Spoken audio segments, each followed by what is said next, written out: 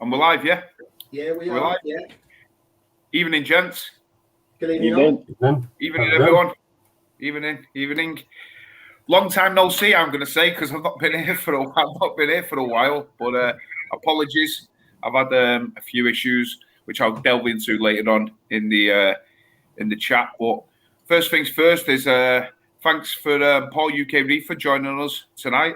I know there's no Jay, but I'm sure Paul's going to be a great addition. He's going to tell us a few things about his tank and how we obviously got into the reefing hobby and stuff. But I think we should start first things of like what's been going on in our tanks as we usually do, chaps. So what I'll do is I'll pass you on to Paul first, and if anything exciting has been happening in your tank this week. So if you mean me, no, nothing exciting. I've got to go and buy a couple of bits, so I'm going to be going away soon, and I need to go and buy another auto top up because I use, as you know, I've got Red Sea tanks. One of them I've got an auto top up for. The other one I use the stock one, and the RO only lasts about 3-4 days depending on evaporation. So if anyone's got any recommendations or anything that of auto top offs that they use, so I've already got I've got a Tunzi that I use in one of the tanks, but I fancy something a bit different just to try it something different. So I was looking at Reef Factory have got one, but you've got to buy a separate pump for that. But I might have a look at that one. But I don't know if anyone else has got any alternatives, either in the chat or you guys, in terms of what you use. So I need to buy one of those over the next week or so, and I need to buy another auto feeder. But I think I'm going to go for an Eheim one. So I've got to auto feed all 3 tanks for when I go away for a few days. Because whilst I'm going to have someone round, I'm not going to trust them to feed the tank. They're going to throw some pods in. I've always been apprehensive with auto feeders myself. You know, I know one of my mates had one. I think it was the EIM one, and it's got stuck on, and it's stuck on. You know, the timer, and it just dosed all of his tank, and it basically just like his nutrients went to about 7,000 or something. You know, it was just like total algae, and he was only away for the weekend. It was just like me. So I've always been very, very wary with them. I'd rather starve my fish, you know, than going away for a couple of days. Yeah, that's a couple of days. Remember, yeah. When I was having problems with my 170, a couple of years back and everything, and I was high nutrients. It was like for me, you know what? Somebody said, "Why do you feed your fish every day?" Like, and I was like, "Well, to keep them healthy." You know what I mean? And he went, "Yeah, but sometimes they don't get fit food in the wild all the time. You know what I mean? They can go without. Do you know what I mean?" And it put a little thing in my head, and I thought, you know what? You're probably right. And I never fed my fish for 2 or 3 days. You know what I mean? I've just been away Friday to a Monday. Feed them on the Friday. Feed them on the Monday. Yeah, absolutely fine. Yeah, that's it. Yeah, I'm away for a few. So it's going to be long. So I have used auto feeders before, but thanks for the vote of confidence there, Steve, to make me even more confident about it. So I've got an Apex one. So I want some inspiration. You're going Prophet of Doom. You're all doomed if you use an auto feeder. You need to order one of them cameras now that Jay's got, doesn't he? That's what he needs. I'll be totally paranoid on if I do that. So. Yeah, you'll have to get a camera, mate. Sorry, Paul. I didn't mean that. It's all right. So I've used an auto feeder before. So I have got someone coming in every other day, but and what I'm going to do, I'm going to set it up and run it for a week in advance just to make sure. Because with those, if you use them before, they have a little slider on them, and if you have it open too much, you will dump a hell of a lot of stuff, food into it. So I'll test it for a few days. I mean, it's the way it goes. If you go away, you always take a risk, don't you? But I'm going to take every precaution that I can with auto top off, with the feeding. I'm going to clean all my kit, all that kind of stuff. So we'll see. I'm not going to get a camera because I'll just be paranoid. I must admit. So if something happens, something happens. I mean, I've got alerts. So if the electricity was to go, I'll get alert on the Apex and things like that. And I've got battery backup. So we'll see. We'll see. Yeah. So there's that, and that's about it, really. I haven't really done much because I'm not going to do much to the tank other than clean stuff. Because last thing you do is add fish or corals or anything like that when you're going away in a few days. So I like to just get things sorted for a few, and then leave it like that. So I will be going to small pellets and to flake rather than using frozen. So again, I've got to get the fish back onto that. But I've been doing that for the last couple of days, and the fish have been fine. Even the mandarin, I think, looks like they're taking some pellets, but I'm not convinced on that side. But someone's going to come in and dump some pods every day, and I've got enough stuff in the tank. So it's not the first time I've been away. I was going to say, I do that with I sent my dad a video on his WhatsApp on exactly what to feed them, and then put it into different pots. So he can't go wrong. Like, I don't give him open access to a pot.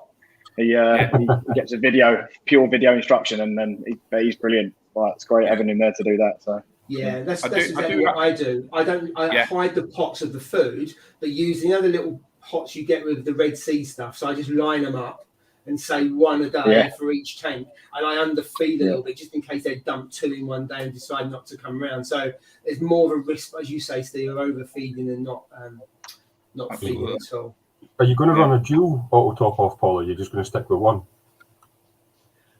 What I think I'll do is I'll set up an auto top off with a separate piece of kit. I'd also fill up the RO in the Red Sea just in case, as a bit of a backup. So if, for example, the auto top off failed, I've got the backup of the usual one. It's just, I would carry on with the Red Sea one. It just don't have enough. For a number of days I'm going away, it won't last. It will just run out. So So what does that use for evaporation, Paul? Is it like 25 litres a week? Is it more than that, or is it? It depends. I find the warmer it gets, the less evaporation. So I get less evaporation in the garage, where it's a little bit more humid because I've got 2 tanks and I haven't got any lids, than I do in the dining room where there's better ventilation, where there is more. So I think in terms of the Red Sea Reef of 450, I reckon it must be about 25 a week. So, and the auto top off uses about 15.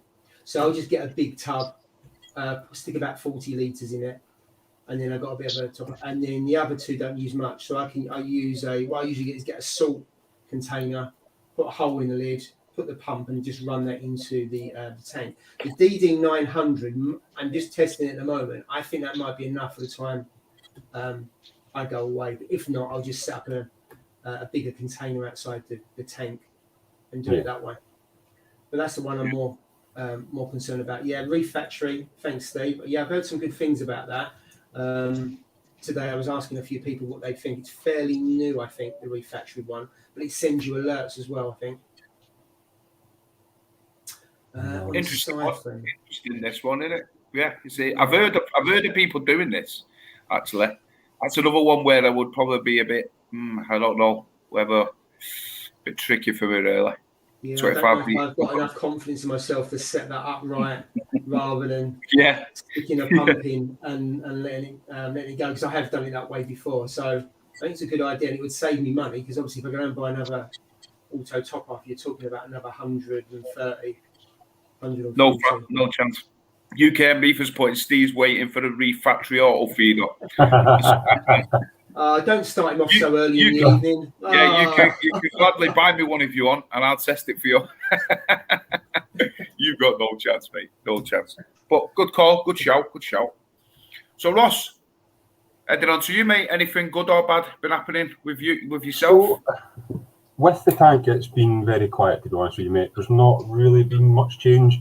Something I was going to speak to you guys about actually was, so the torch that I got from Nessie's Lair. So I don't know if you've seen the torch that I got, but it was only £20 a head. It's just a standard kind of green tip torch as such. It has took off and is probably twice the size it was when I put it in the tank now. So I'm starting to get a bit worried, because it's coming within, I reckon, depending on what way the flow goes with the random flow, it's probably coming within, I don't know, 10, 20 mil of the first lot of zoas. So I'm not sure if that's going to end up destroying the zoas. I don't know if torches sting zoas, if they do, if they don't.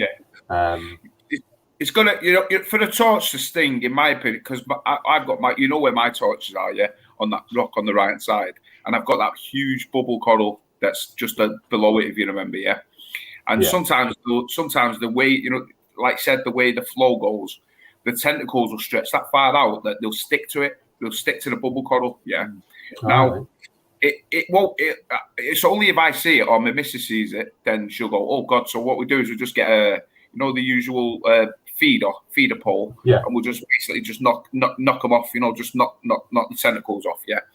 But unless it's completely stuck on it, because it must have been stuck on it for ages, when I've had it in the past, and it's done nothing. I think it's if it's continuously touching, all the time, and it's just there purposely. Yeah, I think if it just sticks, just touches it a little bit and things, I don't think it would have an issue. It's not with my tank anyway, and it took my torch corals touch quite a few things, in and around it, and they're all talking about the normal. You talking about the normal tentacles there, Steve, or the sweepers? The sweepers and the normal ones, yeah. You'll see them.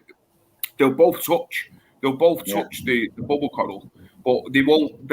Nothing's happened to the bubble coral. It's just does its own thing. It comes out and it must have been stung hundreds of times. Do you know what I mean? So I think it's if it's like in the vicinity of it and it's just continuously getting pounded. With the tentacles, the sweeper tentacles and stuff like that. But touch wood, I've not had any issues with it. But I don't know what you guys think, whether you have had any issues. I think it depends. So my torch killed a hammer, one of the heads really quick. But that's well known. In terms of it's near a piece of Setosa and it's stinging it all the time. And the Setosa has not lost any colour whatsoever. I haven't seen torches sting and kill zoas before, from what I've read, and I haven't experienced it before. Have I had zoas near torches? Yes, and I haven't noticed. So it's not saying that unless anyone's got an experience that I've seen that it's made the polyps close up or made them melt or anything like that, Ross. Like you say, Steve, I had one that was stretched out that went after a goni and it stuck to the goni, and then I took it off. And it was fine, so it doesn't have. As you know, some corals will just kill other things instantly, like an SPS of a mushroom. The SPS will go white within about 5-10 minutes, for example. Yeah. I'm not aware of torches killing zoas. They're pretty hardy, but I couldn't say that 100%.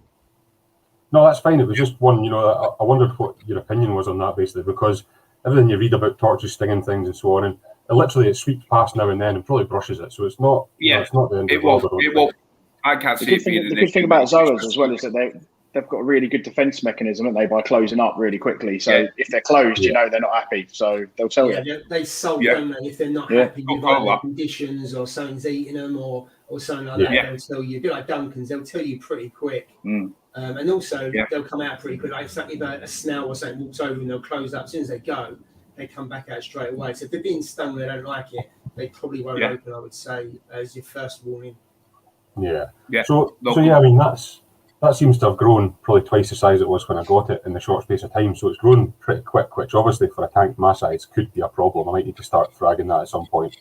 And my Duncan is massive now as well. So, the two of them's growing pretty quick. So within the next couple of months, I'm going to have to probably look at maybe taking a frag or two off them just to try and trim them down a bit, I think. But other than that, Touchwood tank is going okay. I don't know if you've seen the video up with the hydrogen peroxide dip that I've done. Really good. To be fair, that's probably one of the most impressive before and afters that I've ever done, I think. I even agree. Just now looking at it in the tank, the rock, the rock's pretty much white again, and the zoas that were on it are healthy. They're back to being fully open again, and all the hair algae is completely gone that was on that zoa. So for me, anyway, it's a relatively easy thing to do. Okay, it was a bit daunting, if I'm being totally honest with you, because when you read the bottle and it's got all the nasties on it, and you think, I'm not really fancying this. But then when I done my research, like I said last week, on alternate reef and so on, and loads of people do it, so it actually done really well, to be honest. And all the hair algae was gone within a matter of, I think it was 2 days or 3 days. It was gone. And it just completely disappeared. There's none of it anywhere else in the tank anyway. It was only on that one isolated frag, so it wasn't really that big an issue as such. So that's probably the other thing. And what else was there? Oh yeah, so I took a bit of stick on here for my Reef Exotics voucher that I never spent. So I had that £100 voucher for Reef Exotics that I won probably back in the Stone Ages, I think. So eventually I thought, nah, I'm going to need to spend this. So I've been kept at them for ages and ages, thinking I want to buy a Toro with this, torch coral with the money. And they kept saying, not posting out anything, we're not doing any corals just now. So kept looking and thought, nah, I've had enough. So placed an order for what I will show you now, and the week after that he's posted up saying he's posting corals again. So just my luck that I should have held it another week and I'd have been fine. But instead, now you'll slag me off for this as well, but I've done a J and I've went for the phosphate and the alkalinity ones of these. So that's great, mate. They're perfect. Well, I'm not going to slag you off for that, but I would have slagged you off if you would have got a low range nitrate tester. Then I would have slagged you off. No, I'm waiting for the high range ones. They're coming out with them, aren't they? They're out in the States. I keep they're not coming out over here. They're not coming out over here yet, and I just can't wait for them to come out because I'm going to pre-order them. I'm going to pre-order it at Kraken Corals, that's for sure, and I'm going to definitely get one of them. You know what I mean? One powder. It's exactly the same, I believe, as like the phosphate. One powder. That's what you want when you're testing your tank. You don't want to be doing 20-minute slog with a nitrate. I think it's a 7-minute countdown timer. Exactly. That's pretty good, especially if you've got 2 tanks as well. So I've got 3. It would take me almost an hour to do a nitrate test across the three. I know it takes Jay 60 minutes to do one, but to do 3, I would have given up altogether. So yeah, good one. Exactly. Just a couple of comments in there. So thank you. I've seen some recommendation for auto top off. One was TMC, one was reflow. I saw those 2. So yeah, I'll have a look at those. So thank you for that. And also a couple of people saying they've got torches near to Zoas without any problems. So looks like people have experienced that already.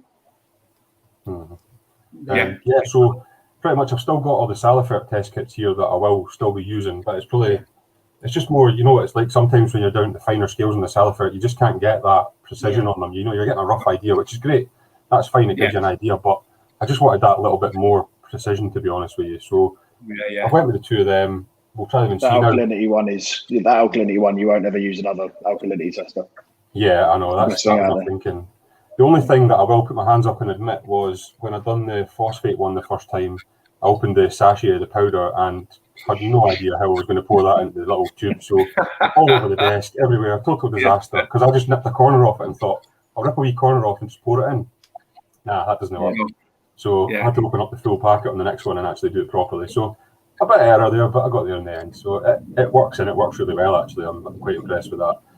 So another thing I find on the phosphate one, Ross, when you're shaking it, just do that with it, because if ever you shake it, you get micro bubbles in it, and it never reads right. So it's because you have to shake it for 2 minutes, don't you? So just do it nice and slow like that. It will dissolve perfectly in the 2 minutes. But if you do that, your reading will go all over the shop. Well, you know what? No, on a word of that, when I do that, when I first started out with it, and then I realised what the problem was, was when you put the water in, and then it says C1 first, you press it, and then it comes C2, and then by the time I'd cut the packet, around the edge, and I cut the packet, I'd opened it up nicely, folded it, tipped it in, shook it for 2 minutes. I went to put it back in the HANA check it, and I'm like, what the hell?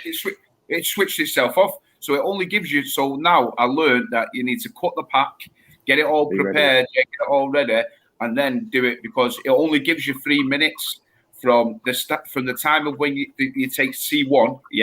It gives you 3 minutes then, and then it automatically switches off, which I thought was a bit stupid. Really, I thought they'd give you another thing. Well, another thing I do with that, and it's a bit over the top, but because like the low range phosphate is such a small reading, you get 2 bottles in the pack still. Is that still the case for us? Do you get 2 vials? Yeah, you do, So I fill both of them, and then I have one out on the side. So I do the test as normal, and then basically after the first test is finished, I just take the empty vial that hasn't had the stuff in, put it in, press it, and then just do a normal alkalinity type test with it, and you get the same result without the 3 minute wait in between. And I'll do that 3 times, and then just use the reading in the middle, because it'll always be a couple of points up or down. So it's a bit over the top. But phosphate, I've had dynos before, so I'm uber paranoid. I've got to say, for both of those, I use the Red Sea alkalinity, and I find that really easy to use. You've got 10 ml, use the syringe, and you're done. And the other one is the ELOS high res phosphate. I've been using that for years, and you can get refills of that. So the actual little template you get is is in the right state. But I find that's a really good one. It has about 10 different points on it from a range, and I've been using that for years. I think it's about 34 quid to buy the first lot, which is quite expensive, and then the refill is about 19. So I must have been using both of those for a long time, and I get on really well with them. I have been tempted by Hannah, but I haven't really taken the plunge. I haven't felt the need to, because the other two seem to do the trick for me. But I get why you bought it, though, Ross. If you've got a gift voucher and that, I mean, you might as well take advantage of it. Well, that was the reason, to be honest, because I'd always said I'm not going to pay the money for the Hannah checkers, and I was going to stick by that. But when I thought about it, I went, I'm going to get 2 Hannah checkers here for 40 quid. So I was well to go for that. I mean, even if it turns out that I don't really use them as much and I go back to that, then you know what though, in a way, I've always said it, and it's just to make it's to make the life of owning a reef tank easier, and more simple. That's the way I look at it. I want to sit down and enjoy my tanks. I don't want to be messing about continuously testing. I did that when I first set it up. You know what I mean? I don't want to do it while I'm enjoying my coddle and enjoying my tank. So for me, it's like, it's not about like buying this best stuff or buying that and buying it. It's just purposely for the ease of the use of it. It's so simple. It takes 2 minutes to do the alkalinity test. Now, all right, bear in mind, granted, I bought the KH keeper, which I'm not even going to go on to, but you convinced me to get one, and I got rid of it just as quick. I've only opened this KH Keeper Plus works, because if it doesn't, mate, I'm flying to Poland and I'm going to be, you know what I'm saying. I forget this COVID stuff, mate. I'm flying to Poland, I'll tell you that right now. But hopefully it should work. But that's all it is. It's just a lazy man. For me, it's just because I'm bone idle and I can't be asked, testing. Yeah. I'd rather they come up on my phone and say, Stevie, you've got a problem here. You know what I mean? Yeah, your alkaline is too high or it's too low. And then I can adjust it then accordingly. You know what I mean? But Hannah checkers are fantastic. I love it. I still use my Hannah checker on my Nano all the time. You know what I mean? So perfect. Yeah, perfect. So there's a couple of questions in the comments there from Adam M asking which tester I bought. So mine's is the Marine Phosphate ULR ppm, which is the HI774. Oh, it's the ultra low one, isn't it? Yeah, it's the so ultra low one. HI774 is the model of that one now. Whether that's the best one to get or not. Is it the ppm one? Yeah, ppm. So it goes from 0 to 0.9, I believe. Right. Let me just check. If you're that high, then you've got to probably take some action, unless you really want to softer tank. I would say you're probably getting algae and all kinds of things that you're going to get soon. I'm not saying corals can't survive, but you're probably going to grow algae just as well as the corals. Yeah, is that the one you've got, Paul? Yeah, that's the one. That's because the other one does it in a different region. Then got to convert it back to ppm. So that's the point of that. So it does it in phosphorus, doesn't it? The other one. Yeah, and you just converted it because you don't know what. I didn't know what that was, so I was like, you got to divide it. Then have to calculate it. You've got to divide it all. It's a pain in the ass. I've got a bit of admission on Hannah's because when I first bought them, I thought the nitrite one was a nitrate one, and I bought the bloody nitrite one, which was absolutely just the biggest waste of money you've ever had. It went on eBay quicker than you've ever had it. I didn't read the label, obviously, and it turned up. I was like, I don't believe I've done that.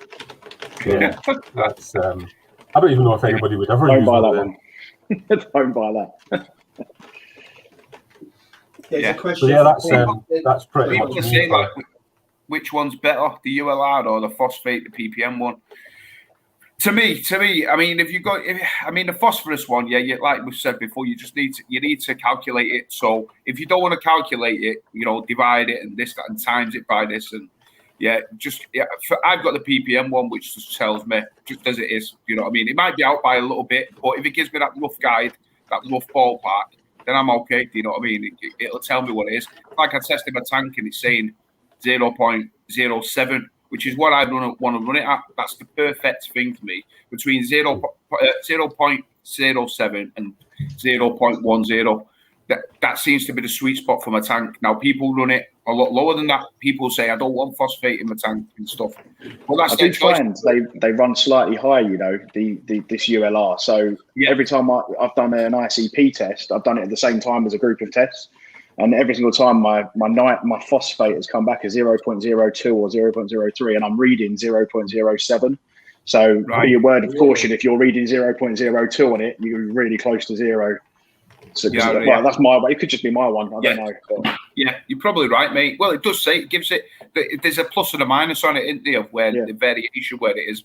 So yeah, you're probably right. It's probably out by a little bit, but if you aim for 0.08, you're never going to go wrong. You'll be fine. No.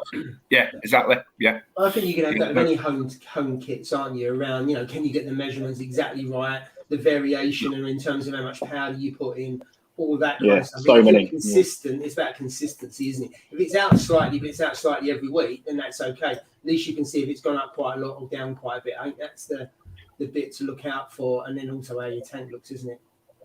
Yeah. Black Pearl just put down used 2 vials, so I'm assuming he's talking about when I used my phosphate. I can't use 2 vials because I dropped one, mate, and smashed it. So that's the reason why. Otherwise, I probably would have. But no, you'll have another moment if you look how much they are to replace as well on the website. I've had to do it because I dropped one as well. They're well expensive. I was going to say that. What they don't even come with a lid.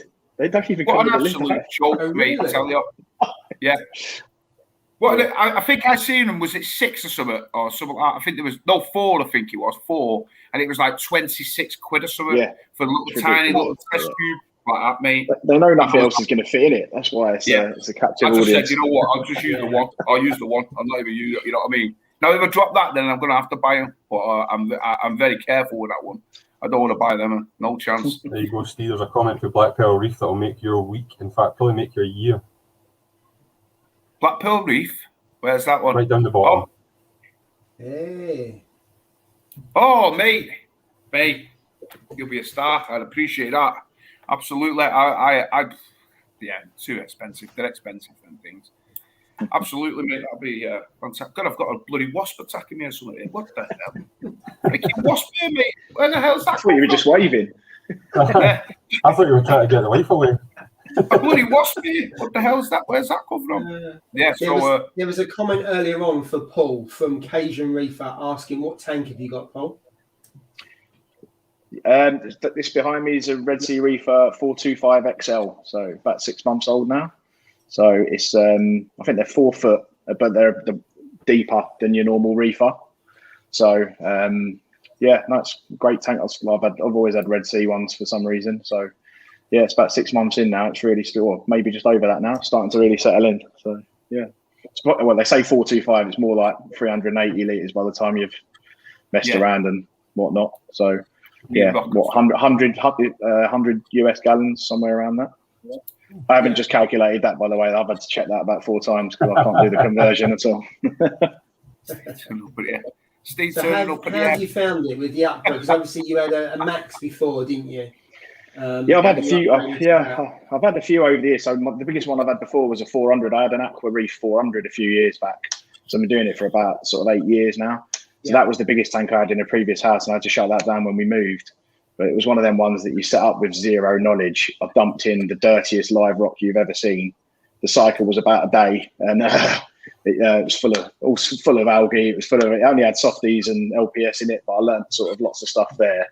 And then when I moved to my new house, I bought a Reefer 250, had some grand plans for it, and then just literally got obliterated with dynos because all of the things that I'd done in the previous tank trying to sort of keep it clean, I went too far, and it was absolutely spotless. And then I just could not shake the dynos off. So after about 4 months of waving the white flag, and I got rid of it. My son was going, "Oh, you're spending too much time with the tank." And then I got rid of the tank, and he had to go at me for getting rid of the tank. So then I thought, right, that's my in to go back and get a little nano. And I love the nano, and kind of applied a mixture of the 2 tanks to try and work it. And the problem with the nano is after 6 months, I started growing coral, and I'm like, right, need loads of room to grow more now. So I've assured the wife this one's going to be staying here for quite a bit now. Yeah, exactly. Yeah, it's one of these hobbies where you'll swap and change your life. You'll start small, and then you'll realise that you should have gone big, and then sometimes you go too big, and you go, well, maybe you should have gone the medium size, the one below it, and stuff like that. Well, I thought with the nano, if I know I can grow without getting dynos, then I'll go back to the big one. Yeah, I'm happy with mine. I've got a 350. I only live in a terraced house, so for me, it's what terraced houses are like. They're not very big. You know what I mean? So the living area It's the is same. like, It's the same dimensions of mine, except for a tiny little bit on the front. So basically, it's the same. Yeah, It's 50 I just had a bit of centimetres space opposed to 60, isn't it? That gives you the extra 75. Yeah. I've got to say, all the tanks I've got, so the 5 foot, the 3 and the 2, I'm enjoying the 2 foot Reefer 170 more than the 5 foot at the moment. So I think if I had to go with one tank, I would probably downgrade and go with maybe a 2 foot cube, and that would just suit me down to the ground. If someone said, "Oh, do you want a 6 foot, 7 foot tank?" I'd probably say no now, because I really just enjoy the smaller tank. It's just what I'm enjoying at the moment. No other reason. Just easier to maintain, small number of corals, and I'm just enjoying watching that grow out. No other reason. I think go in cycles though, don't you? Yeah, of course. So what the sweet spot for a tank is? Do you think 4 foot's the sweet spot, or do you think 3 foot? I love 4 foot. Even with the Reefer 250, I liked that. That was a really good size. Yeah. But I could see how I would fill it up, and I thought you don't want to double the size of it, and you wouldn't get a 250 and then go to a 4 foot because it's not a massive change. So when I thought I'm going back to this, I thought I'm just going to go that little bit bigger because I had the space for it. Yeah. But another foot, I think it would probably be too far for me. Cajun Reefers put gallons. Remember, she's in the 100 gallons. That's the reason why I did that for Cajun Reefer. Yeah, gallons. Yes. So it's like I said. I don't think there is I mean, for me, I look at it like if it looks good in your house, then put it in it. You know what I mean? Yeah. Some people put like a 750 or a stupid size tank, and it just. My mate did it. He bought one. I think it was like 600 or 650 or something. And it was like a terraced house like mine, and it was just too big, mate. You've got to clean the glass on it as well. And let's be honest, the thing we all do in an emergency is a water change. And when you've got 700 litres, that's a lot of dilution. Exactly. You see some massive tanks in a small room. They'll go from floor to ceiling, and you go like the whole length for one side, and that's great for them. But I wouldn't do it. I mean, the 5 foot that I've got, and I've had it for 6 years, I've really enjoyed that. So we got a 5 foot, but it fitted in the space down the other end. I wouldn't personally have it in the living room next to the telly and stuff like that. I like it down the other end of the room. I can sit down and stuff like that. But it's everyone's different, aren't they? So Ross, I enjoyed the 5 foot. I've had it for a while, and you can get more fishing now. And I've got a yellow tang in there that does really, really well. So it opens up maybe some of the bigger fish if you want to go down that route. Obviously comes with a lot more bioload as well as you start putting bigger fish in, especially tangs, because they're bloody messy fish. But it really depends on the size you've got, really, of rooms. So I think that's kind of the thing for me with thinking, obviously, for an upgrade in the future. So, I mean, my tank is a 15-gallon, tiny little nano tank. I mean, I don't really think you get much smaller than that. So the upgrade I was going for, and I think I spoke about it before, was looking for the 6 foot Peninsula one. But the more I speak to people and the more I watch people's tanks, and then you think about water changes every week, maintenance, so on. And like you said, Paul, if something goes wrong, you're changing out vast amounts of water. And it seems like a step going from me doing a 10-litre water change every week to doing hundreds of litres water changes. It might not be the right thing. So I think maybe like a 4 foot Peninsula, or like you say, Paul, maybe in a 5 foot, but I think 6 foot's maybe just that bit too big. Go and have a look. Go and have a look at the tanks as well, because I know we've been in a pandemic. But go into a shop that sells loads of aquariums and just picture it. Yeah. Because like you can tape it out all you want, but until you sort of get around it and look in it and get your hands around one, you can't really fathom the size of them. I always think. So I went and found whatever shop had them. Yeah, it's true. I agree. When I put the 5 foot in, I thought, oh my God, what have I done here? It just looked huge.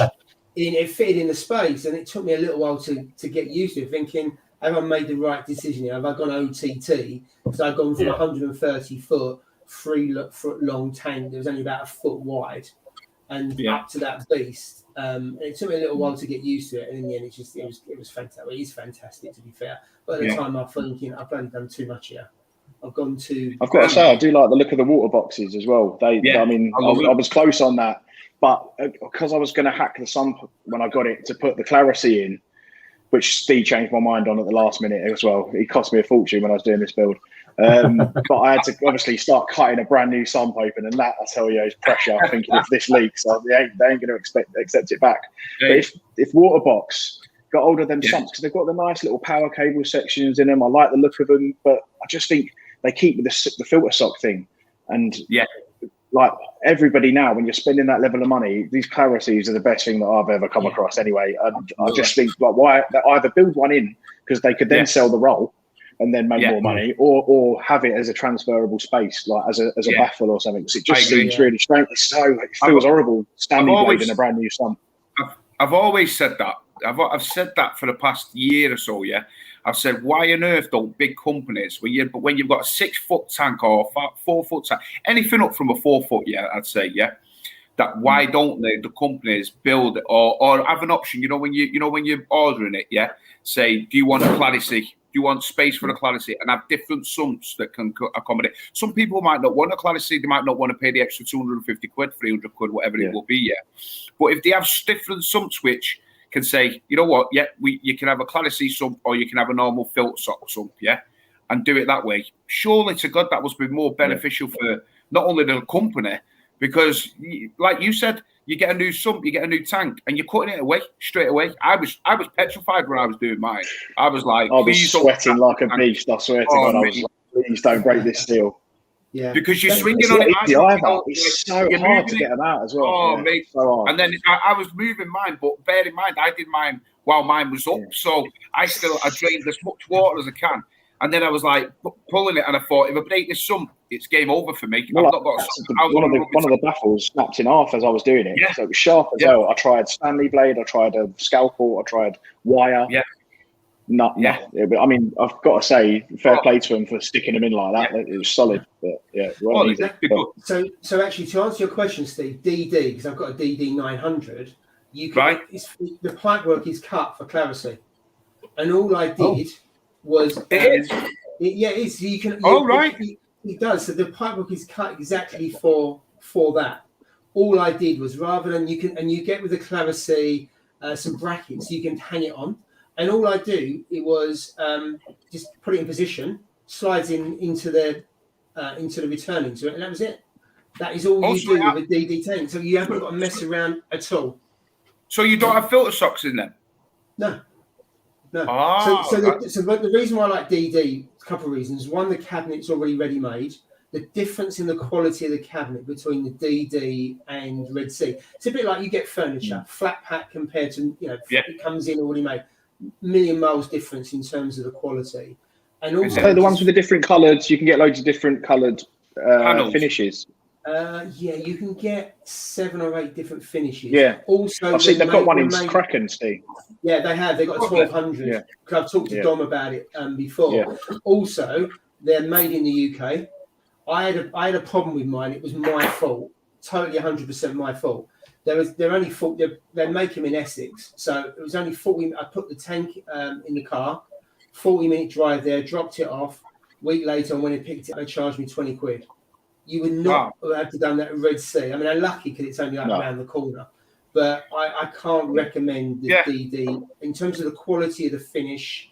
I think they're top notch. I've got 2 Red Sea tanks, as you know, they're older versions, so I might be comparing apples and oranges here, but DD, a really nice one. I know. I've got left this chap on Owen, and he's commented saying that a local guy, he had a 425 seals went on his apparently, which was quite common on the Red Sea. Now, if you go on the Red Sea website, I don't know if they took it down, but when all this was going on, they did have a problem with it, and they owned up to it. They said we did have a problem with the 425s, but what it was it was the sealant. The actual sealant, the company that manufactured the sealant that went on the glass, it wasn't made. It was incorrectly made or mixed. That was what the problem was. It was a certain batch, so they knew. Like, I'm assuming, how many they made of a certain batch of things, and recalled as many as they could. Now, you think of it, and I say it all the time. People say, "Oh, they blow out. This blows out." Well, if you get a custom tank, does that mean it's not going to blow out? Does it mean any other tank's not going to blow out? It doesn't necessarily mean. It doesn't mean that you're just because you pay like an extra money or you get this, that, and the other because it's custom made, it's not going to blow out. It could blow out. Do you know what I mean? But think of how many tanks Red Sea sell. They're probably the leading manufacturer in selling tanks.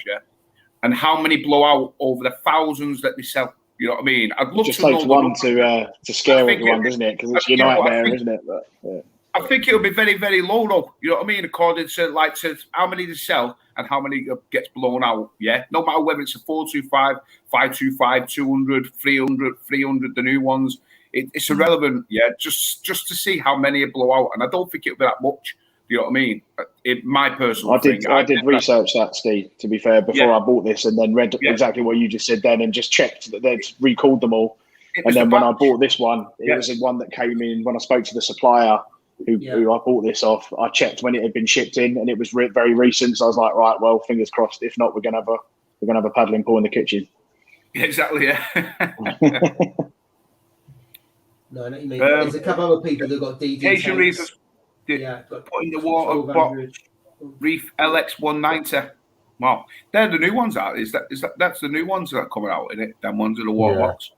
They look really. I mean, I'm biased obviously because my tank's water box, but the quality of the water box ones that's what's really impressed me. I know I spoke previously about the custom build ones and so on, but I think I'm still going to go down the water box route with the Peninsula one, to be honest with you. Yeah. I mean, you know what? You stick to what you know. You know what, Ross? I had a 170. I had a Red Sea 170. Never had an issue whatsoever. Yeah, I loved it. I loved the quality. I know what Paul is saying. Flat pack shit, which the majority of it is. You know what I mean? Let's be honest. Yeah, it is really. You know what I mean? I mean, would I have preferred? A steel stand, all galvanized and all waterproof? Absolutely. But for the price what you're paying for the tank, you can't really beat it. Do you know what I mean? In my opinion, yeah. And that's why I went straight on to look. I didn't even look at any other tank. I just went out and I bought the 350. And you know what? Touch wood. I've never had an issue with that, mate. So for me, I don't really have an issue. I would go Red Sea again. But if I was to buy another tank, either a 3 foot or 4 or 5 foot, I'd probably go DD over Red Sea because of the quality. But also the shape is different. On the 900 and 1200, it's quite a shallow tank. Right. So you get a shallow effect. The weir is completely different. People compare the two in a way you can and in a way you can't. Because in the weir in the Red Sea, it's in the middle, isn't it? On the DD, it's quite flush to the back. So it's a very different shape to the weir. I'll tell you the tanks are doing like I seen the Australian, those Cade tanks. You know those Cade. Fantastic. If ever a quality tank they just look absolutely superb. Those tanks, do you know what I mean? But obviously they're in Australia. I think they're in Australia. I think it was. So I don't feel glad. Parker's Reef had older one, didn't they? I think. Pardon? Parker's Reef had older one. His flag tanks are Cade, I think. Yeah, his flag tankers. Yeah. Someone mentioned, I think it was on a live stream a few weeks ago, that Cade were potentially going to sell in the UK and there was a distributor, but I don't know if that's still the case. I think it was DC Reefin that mentioned that, mate. So he's in the chat. I don't know if DC Reefin knows any more on that, if he can say anything about the Cade dealers, but it was him that mentioned it last time. You know what? Going on to Cajun Reefer, she's put, I've got a spot in my kitchen, so I'm assuming for a little tank or something. For another tank? You've already got 3. Yeah, I know, for another tank. You know what? I noticed, like, where my little nano tank is there, it's right near the oven, it's near close to, I'd probably say it's maybe 4 foot, 3 foot or something from the oven and stuff, So obviously, when I'm cooking on top of the stove, you're running the risk, aren't you? Well, a few days back, I was looking, I was like, what the hell? And it was like a slime coat, like a grease coat of it. And I was like, where the hell has that come from? And I was like, I was battling my head, like, where could it have come from here, I just couldn't think, where it came from. And then I'm realizing where my hob is, it's obviously right near it. So when I'm cooking with oil, like on the stove, the oil is splashed into it, even little tiny few little bits now, mate. And I'm like, oh, man. So now this has made my mind up that I need to get a higher one now because it's quite low down. Oil's splashing into it. So now it's come to the point where I've got to look for either a second-hand one or I need to go bigger, taller, so the oil can't get into it. But so I had to do a big water change just to make sure that I got it all out. But then when I took the filter and the skimmer off, all slime in it, where the grease was. It took forever to clean it, mate. Just a little bit of oil that's gone into the water, but it's only like a 50-litre little tank. So, this is when we say, like if it's a larger tank, you can adapt probably a little bit better than a smaller tank. I reckon if I wouldn't have noticed it, I reckon the fish would have suffocated or something because it was sliming all over the top of the, top of the surface of the water. So they wouldn't have had oxygen. I wouldn't have thought, but God knows, mate. It's not just the splashing, though, isn't it? Potentially, it's in the air, and the particles will just naturally go from the oven and other things that you're doing into the top of the tank. Yeah. So if I was you, Cajun Reefer, put it in your dining room. I'd definitely I'd go that way. I wouldn't put it in the kitchen. On the dining room. It's nice to see the tank in its own surroundings for me, but not have it in the living room when you've got the telly on and stuff like that. But that's just got me worried now, Steve. Mine's about 4 foot from the cooker. Yeah, but look how high yours is. It's got an extract right above the same height, so I'm hoping it goes up there. Well, yeah, fingers crossed. Ricky's Reef has put, look into the water changes and daily dosing with monthly ICPs. The only maintenance side there is topping up the water and the glass once a month. Cleaning the glass once a month. Wow, don't let water changes put you off. Well, Ricky, if you only clean your glass once a month, that is incredible because I've got to clean my glass. Every 2 days, 2 or 3 days, I can leave it, then I start to see a bit of a green. Well, not green, like a very fine film on the glass. Yeah, especially if you look from the side to the front, you can just see it, can't you? Yeah, you can see it. To cloud over. I mean, in terms of water changes, I mean, we've discussed this before because I know you don't do many water changes, do you, Steve? I don't do very many because I dose the elements and I use no pox to take out. If you're putting stuff in and taking out, you don't need to do a water change.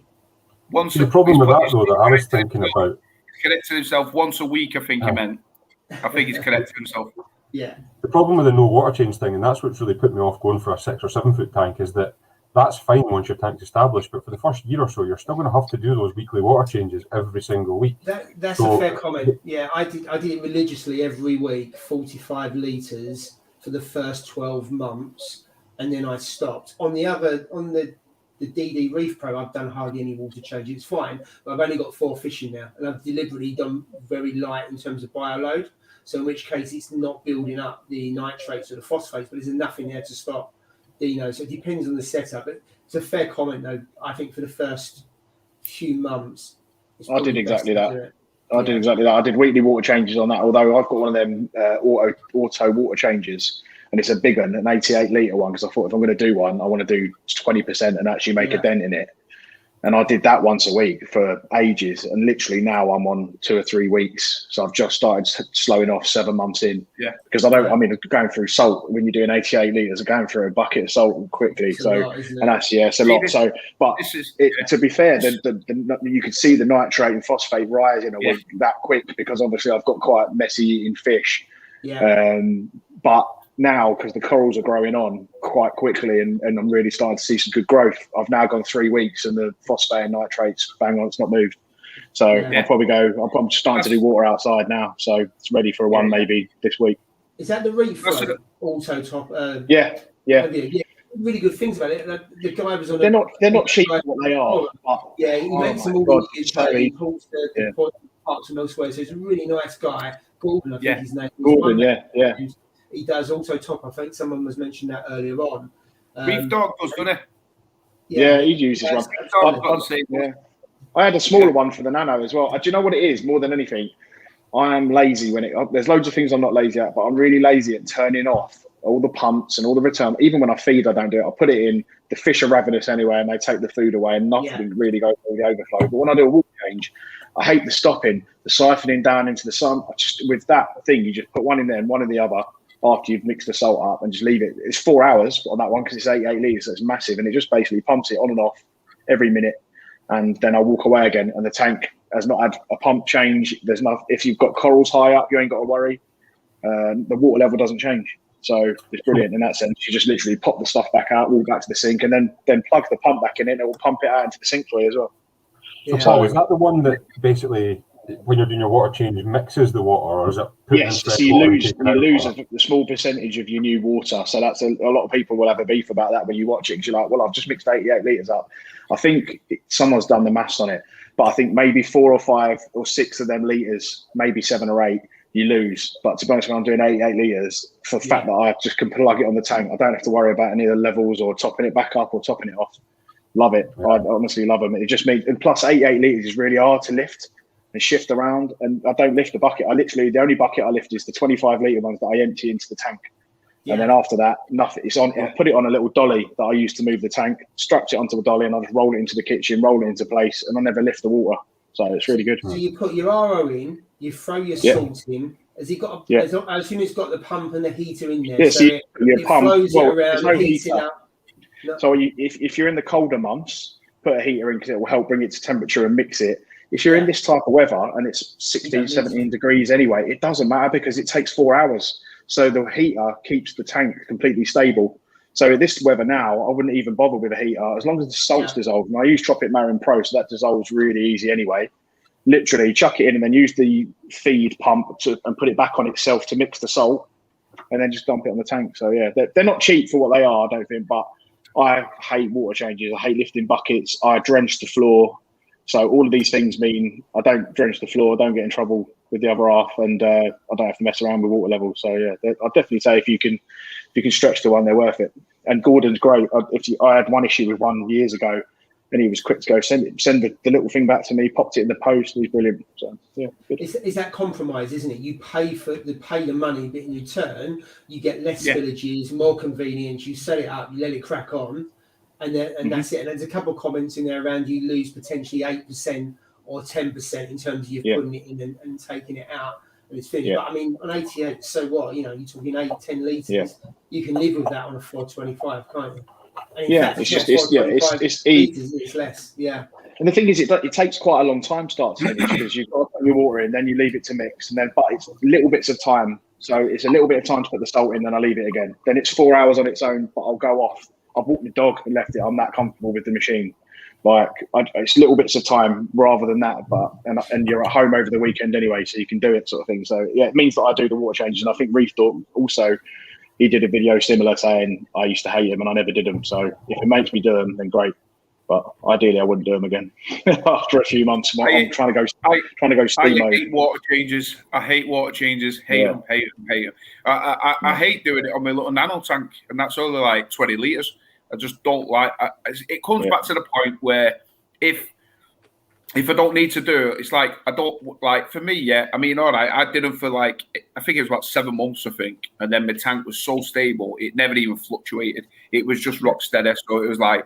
So then I thought, well, I'll leave it 2 weeks, and then I checked the water, and it was like bang on. Then I left it 3 weeks, then a month, and it was like rock steady. And I went, and then it come to 2 months, and I thought, I'm not even doing a water change. You know what I mean? And then it came to the point where I thought, but it's not risen. You know, the nitrates are the same, phosphates are still the same, everything still seems to be the same. So I thought, well, why change something that doesn't need to be changed? The only difference is I wasn't putting the elements in the tank. So, you know, all the trace elements that that is included in the salt. That was the only reason. That was the problem which I had. But then when I switched on to the aquaforest stuff, I use the ABV formula now as well, which I've been using for a year and a half now, and it's fantastic.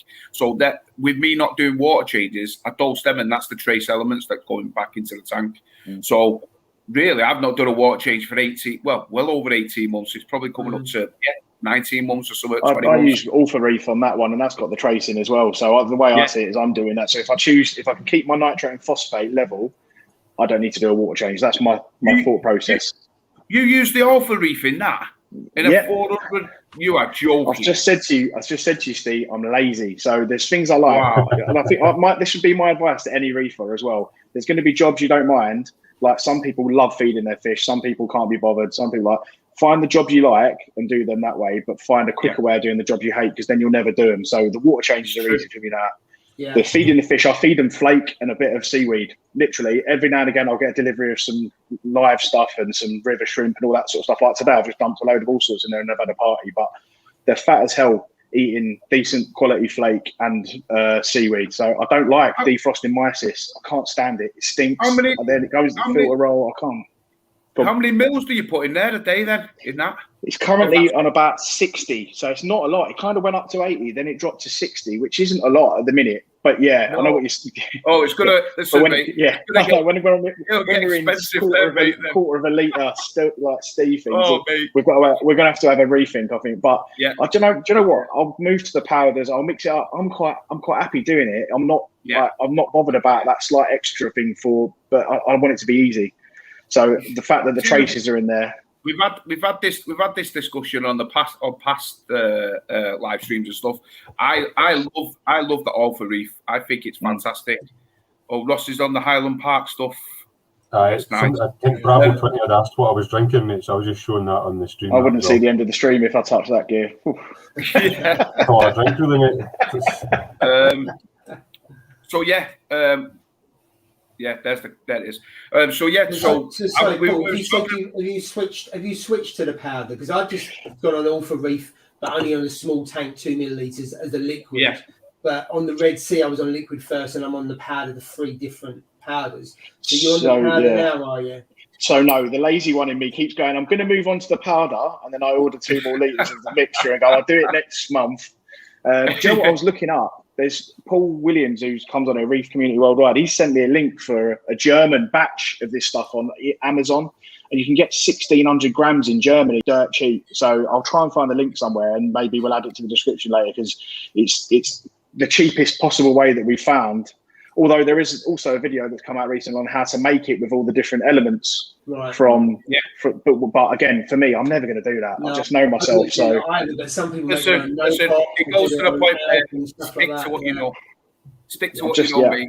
I'm enjoying it being lazy. If it goes to 250 mil a day like Steve's tank, then I'm going to have a serious rethink. That's for sure. Exactly. But at the minute, I'm happy. Actually, mine has gone up now. I've had to up mine because I tested. Obviously, I've took my my KH keeper down now, so it's boxed up and it's ready to shit back out. You know what I mean? So I wasn't going to buy another reagent and mix it up because it's just giving me stupid readings. Do you know what I mean? So it would just be a waste of money. So I took it out. So I've basically been using my HANA checker on it, and I've reduced it. So I reduced it all the way to 9 DKH in my tank, in my main display. I was running high DKH. I was running 10.5. And then somebody says, you know what, you might be getting slower growth on your SPS because it's too high. So I was like, well, I'll swap and change. So I've lowered it over time, and I have seen a notable difference on certain SPS where they've grown. Do you know what I mean? So maybe it is correct, but I've been checking. So I started to check. I've checked it just once a week, and I've seen me alkalinity start to drop it. I think it dropped to 8.2, 8.3, and I thought, oh, right, now we're on the verge. So I upped it. So now it's taking 310 mil a day on my tank now of each component. You're in calcium reactor sort of levels there, really, aren't you? Well, I looked at a calcium reactor, and the only reason I haven't gone that way at this moment in time is the space. I just haven't got the space to put a calcium reactor. Do you know what I mean? That's the problem. I was thinking of like smashing down the cupboard at the side of my tank. Yeah, you know the inside of it. You know the inside of it. Yeah. Yeah. And my missus just give me that death stare. You know the stare, which is like, don't go there. Like that. Yeah. And I was like, I don't think that's a good idea, really. So I haven't gone that route. But that is the only reason why I haven't actually gone that route on the calcium. I think if it's coming up to like 400 plus, I think it'll just be stupid for me to not do it. I'd have to find space. Do you know what I mean? But yeah, I run a calcium reactor on a tank in the garage just to try it out. Yeah, and it worked like a dream. Once you've dialed it in and you understand it, because people I think make it sound more complicated. You see it. There's wires all over the place, pH probe, blah blah blah, that kind of thing. It's the CO2 tank. The moment you see that, you think, I'm scuba in here. What's going on? Absolutely. Yeah. So you got all this stuff all over the place. Once, and I did it from the start, so you could dial it in gradually. I think if you're switching over from dosing to that, I think you kind of bring the dosing down and then bring the reactor up. Because if you just switch straight away, you're not too sure how much you've got to dial it in on that side. So if I went for a big tank, I would go with definitely that kind of reactor. Reef Dudes is amazing on anything to do with calcium reactors. He's got a couple of really good videos on them. I didn't really know how they worked until I watched this one, and he makes it really, really idiot-proof for people like me. So no, he's definitely a good watch. The only thing that, like, obviously with it, I understand the mechanism and how it works and stuff. But when he was like talking, I watched I think it was that Reef Dudes, I'm sure it was him actually, and he was talking about the affluent and stuff like that. Oh, You need to balance affluent. When it got to the affluent part, I was like, right, now you've lost me here completely. What does affluent mean? I didn't have a clue. You know, I understood exactly how to set it up and what everything up to then. And then when it comes to affluent, like, it's literally just the drip of the stuff you've made in the first place. But they make some of the technology ridiculous. And then the pressure, and then it had to be at this certain pressure, and you had to the bubbles in the actual chamber had to be going at this speed. And I was like, oh mate, you've lost me now. No, I just lost. I thought I can't understand it, and I just lost the will to live at that moment in time. If I did ever get one, I'd have to get somebody to come and fit it for me, to show me how it's done. I think that's the best way, really. Just circling back quickly on that Aqua Reef, Ultra Reef, there was one other thing I trialled this week. It's talking about looking for stuff in different countries. I found on Amazon Germany, which is apparently the place to buy stuff these days, I found a 5-litre liquid version of Ultra Reef. I was like, 5-litre version? And it was actually worked out at half the price. So I was like, so it's like £80 delivered. And I was like, that'll last me ages. We'll have a go on that. And I literally ordered it, waited for 3 days, and then they refunded me and then and cancelled the order. So either it didn't exist, or they're like, I'm not posting that far. So it didn't work. But I was hoping for content to go, I found the liquid cheap, but no, it didn't work. I'm still looking. I will find it. Just changing the comments, Steve. There's a few good comments on there. Cajun Reefers waiting for one of our live streams or feeds to freeze, because obviously the last couple of weeks it's been awful, because I think each time she's gonna it freezes, you're gonna down a drink or have a shot. So sorry, I'm in a different room today, so I've gone from McDonald's to Nando's feed today. So touch wood, I won't be freezing, so hence why I'm in a different room. And I think someone said I'm not busy in the cupboard. No, this is where my youngest live stream, so I'm using his kit, so hopefully I'm okay. And then there's been some comments about I should shave my hair as well, because I'm the odd one out this evening. It's not going to happen. If I did, I'd look like a prick with ears if I did that. So there's absolutely no way that's going to happen. But thank you for the comments. To be fair, Paul, you do look like you're about to go in a rally car in that seat. I know, it is so comfortable. It's unbelievable. So proper microphone and everything. Next week, Paul's going to be back down where he usually sits, but he's going to be taking his son's chair down there with him. That's what it is. You know what I mean? I'm here to stay. This is a much better setup than I've got downstairs. To be fair, I'm not worrying every minute about I'm going to freeze out like I did last week. So, Practical Reefers put, so what else are you dosing, Paul, to get away with no water changes, just all for reef? Literally, just all for reef. So I've got my calcium, alkalinity, magnesium and trace there. And then I also dose 5 mil a day, which has gone up from 3 mil a day of acro power. So there's a bit of amino acids in that. That's not a necessity, but out of all the things that I read you need to dose in an SPS tank, I was missing the amino acids. But obviously, that's one thing that if ever I see any signs of too much cyano or the nutrients going up quick, I just cut that dose down to practically now. So, but yeah, that's it. Literally, that I've got 2 dosing pots, all for reef in one, acro power in the other. Yeah, and it's currently growing. So running the alkalinity about 9, similar to you, Steve. So yeah. What's your nutrients like in your tank? Do you test them all on a certain day, Paul, or do you test them like every Saturday morning? So that's what I said about being lazy about most things. I actually really like the testing part. It's my Saturday morning ritual. So get a coffee, go and sit down. I'll do it religiously and enjoy it. It's my 20 minutes. My son knows to go and watch cartoons in the front of the kitchen because I'm just going to have all my stuff all out over the table. Yeah. And I do it every week. So yeah, literally nitrate is pretty solid at around 10 to 12, sometimes about 8, but it tends to sort of float around there. And then phosphate 0.08.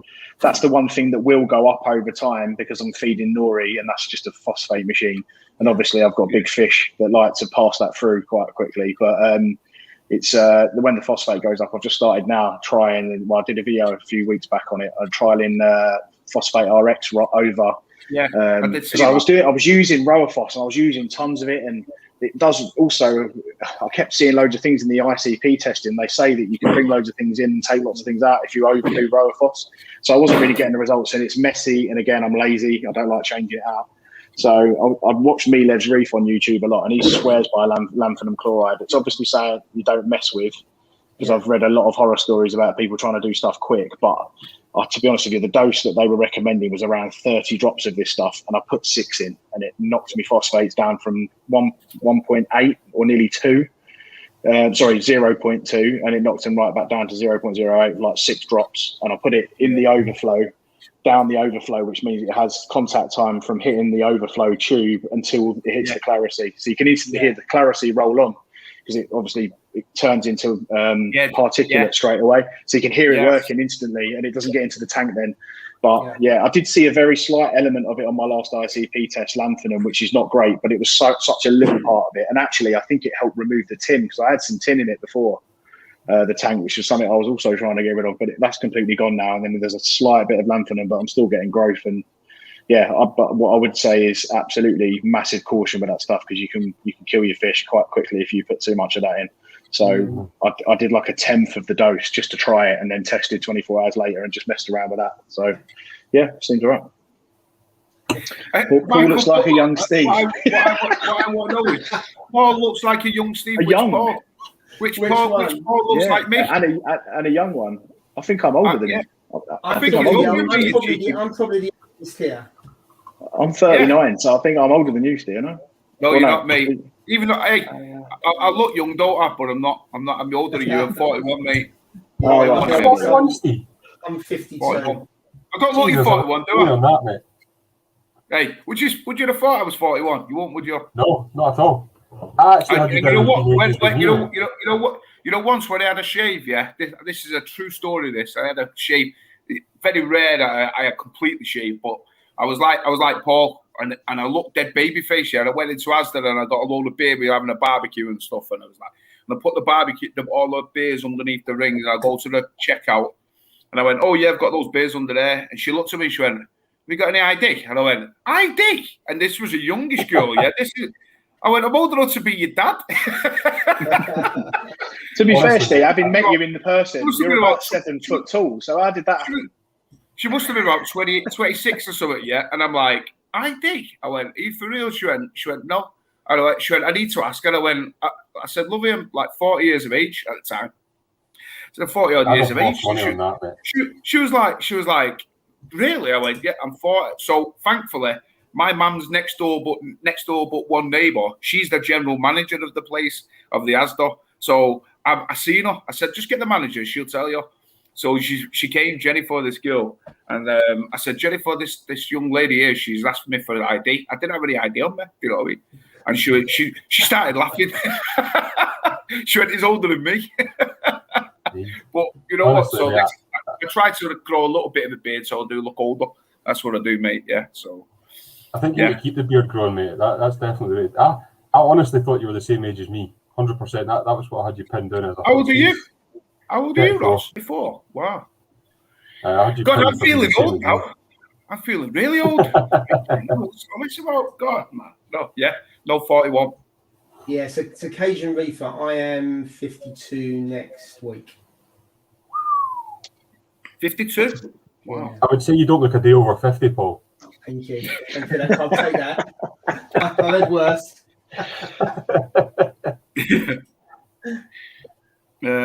Let's see. Any Cajun Reefers put? I'll be 30 this year. Still look fit. I have to agree. You don't look 30. That's for sure. Absolutely. Let's Bravo 20 Practical Reefer. Better watch out and collecting natural. So I was talking about this about like collecting people saying that they collect salt water. I said, Paul, and Paul will back me up on this. Paul, UK Reaver will back me up. Like I said, imagine us going to Blackpool Pier and collecting some water from there, mate. You know what I mean? It's going to be grim, isn't it? It's going to be grim. I think our fish would survive all of I'd say 2 minutes. They'd be gone. No. Yeah. That's not a good idea. I think there's certain places where you could collect water from, that's for sure. You know what I mean? But I used the natural seawater at Abyss for a little bit with that nano when I first set it up. But do you know what? I checked it and the levels were so low in there. I know everyone says you can run your tanks really low, but the ALK was like 6.8 or something in it. So I was just like, no, I'm not interested. I know they had an ICP test and they said they'd come from it, but I was like, no. And they send apparently some boat out quite far out to sea to get really clean water. But yeah, I just thought, and then I had to lift it and drag it around. I'm like, nah. Yeah, I've heard people having to buffer the alk in natural seawater, and I don't know if that's the same across the whole of the UK. But certainly, and I'd like to put the salt in at roughly the level that I want to keep it at. It just makes life easier. Yeah. Yeah. I think I'm trying to think who it was now. It's he's always on with I forget his name now. He's always on with Reef Community Worldwide on their live stream. Yeah, Nick. Woody. Yes, Woody. Oh, he Woody, runs his out like down. Yeah, he runs his out really low. He runs it. I don't know if he does it with natural seawater, but he runs it like just under 7, I think, and he runs a tank, and it seems to be all right. And yeah, as you say, that is. There was testing, weren't they? Where did you see it? What's he called? The American lad, Reef Builders. Yeah, they tested. They collected water, didn't they? Was it in Egypt and not Reef Builder?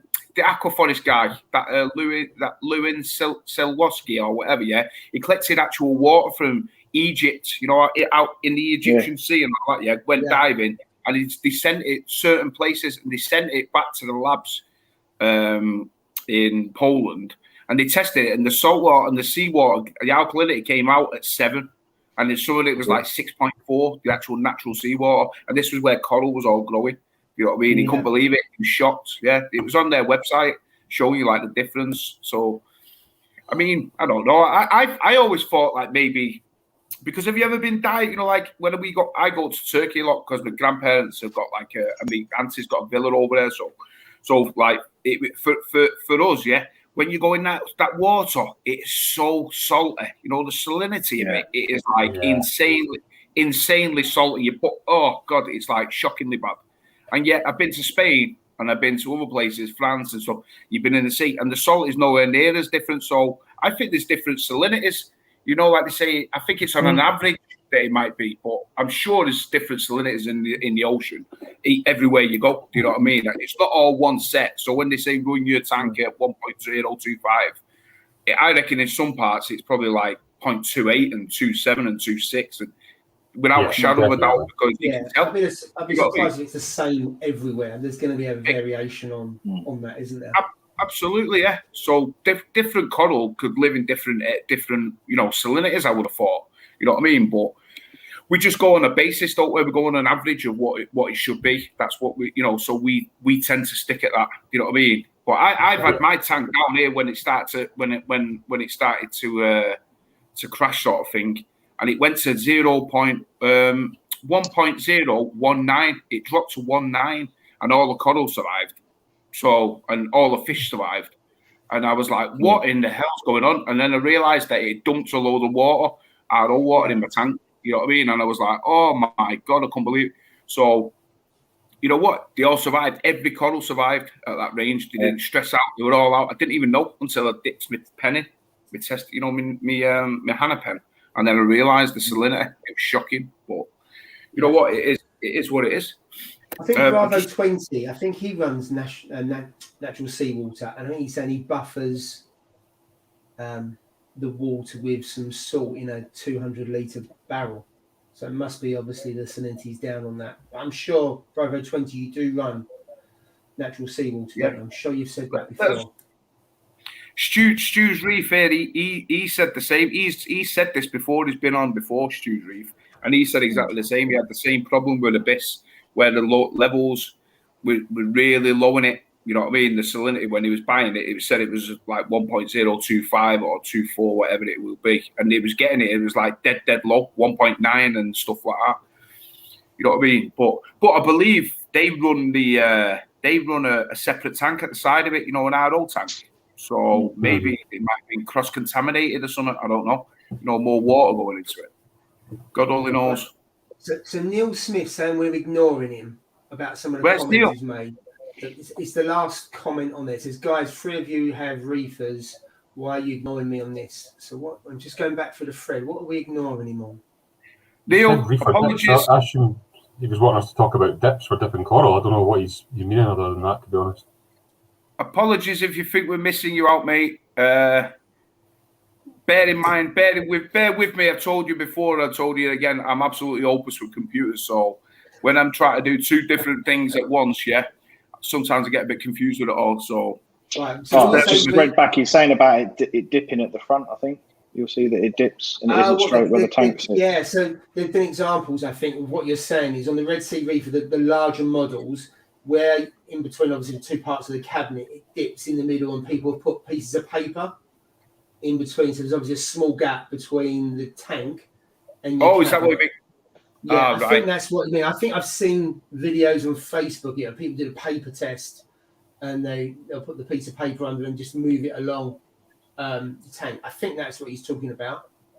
Well, so you mean like it bows in the middle, basically? So the middle of it's tipped so down. basically, then the cabinet is probably not strong enough. So therefore, the weight in between your panels is too great, so therefore it dips in between. I imagine that's not probably a tank on a 170. I imagine it's on a bigger tank because obviously you've got a bigger gap between where your cabinet is and your dry area and that piece that's in the middle and the end. I know that on the 750 or something like that, they were putting an additional piece in, didn't they? They were sending out on the 750s. They sent it out, didn't they? Yeah, and then the latest models, I think they've got that in between. Yeah. You know what? Even though my tank has been up for well over 2 years now, yeah, I still get my spirit level out and I still check it every so often. You know, I check it across the way, yeah, both front and back, and then I check it diagonal to diagonal. You know what I mean? And I check it every so often. You know what I mean? Because you do hear stories where sometimes it can dip and all that. You know, with the weight, you know, over time. And even the floor. It's the worry, isn't it? Mate, it only takes the floor, isn't it? Yeah. You know, like if you spill water on your floorboards and stuff like that, and you know, over time it gets softer and just that little bit, you know, quarter of an inch or something, that could be the end of it. You know what I mean? So that Reefer 250, when I put that up, I completely forgot to check it on a level, and it was a few mil at the front, and it drove me nuts because I by that point I'd filled the tank up and I couldn't be bothered to empty it to raise it up, and the shims I wasn't really interested in doing that because I didn't want to buckle the legs under it. Yeah. So I've never made that mistake more than once, but UKM 120s did it. Red Sea put an additional piece in. Yeah, they did on the larger ones. They sent them out because I think they realised the mistake that they did. It was just basically a bracing, wasn't it? You know, to just brace the middle up. That's all it was, to hold the middle up. That's all. Yeah. You know, because and it makes sense, really, doesn't it? Do you mean the middle of the tank, like underneath in the stand? Yeah. So you obviously have a chiller. You have a chiller dry area, haven't you? And in between the edge of the dry area and the other end of the tank. Yeah. So I suppose where your sump area, you've got that upright.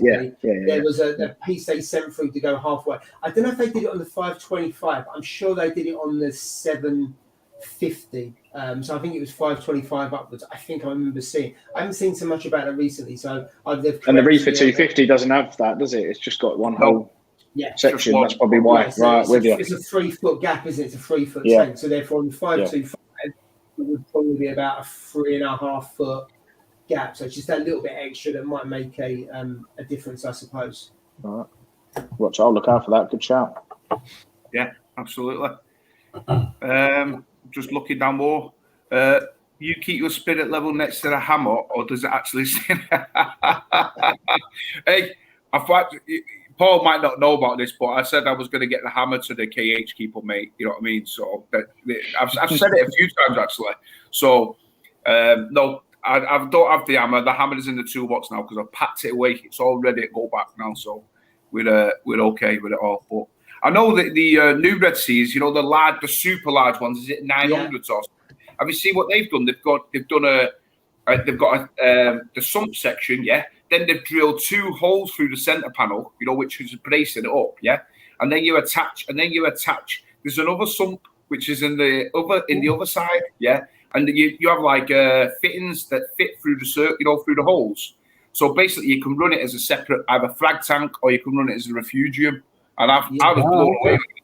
That's a fantastic idea. It looks pretty good. But also, isn't the cabinet made of aluminium? So it's a metal stand. Like the because they've got the Max, haven't they? The 650, the 500, the 4, which is the tanks that are the pre-Red Sea Reefers, and they're they're really old tanks. And I've seen a couple of those. They're really nice tanks, really deep, aren't they? And they're complete. So you get a control board with it, and you get the the lights and everything else. So it's almost like it's a full setup. One. Yeah, it is. Yeah, it's like a really full nice setup. tanks. Yeah. If you want that kind of thing, if you want another kit, it's not worth getting, is it? Because the good thing about the Reef and the other tank, you can build it up as you want it. Steve, there's a comment there from Black Pearl Reef that's just come in. I don't know if we want to put his one up on the screen, but what he's asking there, I've got exactly the same thing in my tank. So if I put the tank, when the tank's on the blue lights, if I look through, like, so the DD glasses or whatever I've got, like these ones here, if I look through them, I can see these really bright red spots on the rockwork, and it's never something I've really figured out what it is. But he's asking the question there as well. So Coraline algae. I'd say it's Coraline. Some of it's a version of Coraline. I've had them before. It's extremely bright compared to what I thought Coraline algae was. It looks on the edge of fluorescent, doesn't it? Yeah. I've got a little patch that next to my lepto. Yeah. Okay.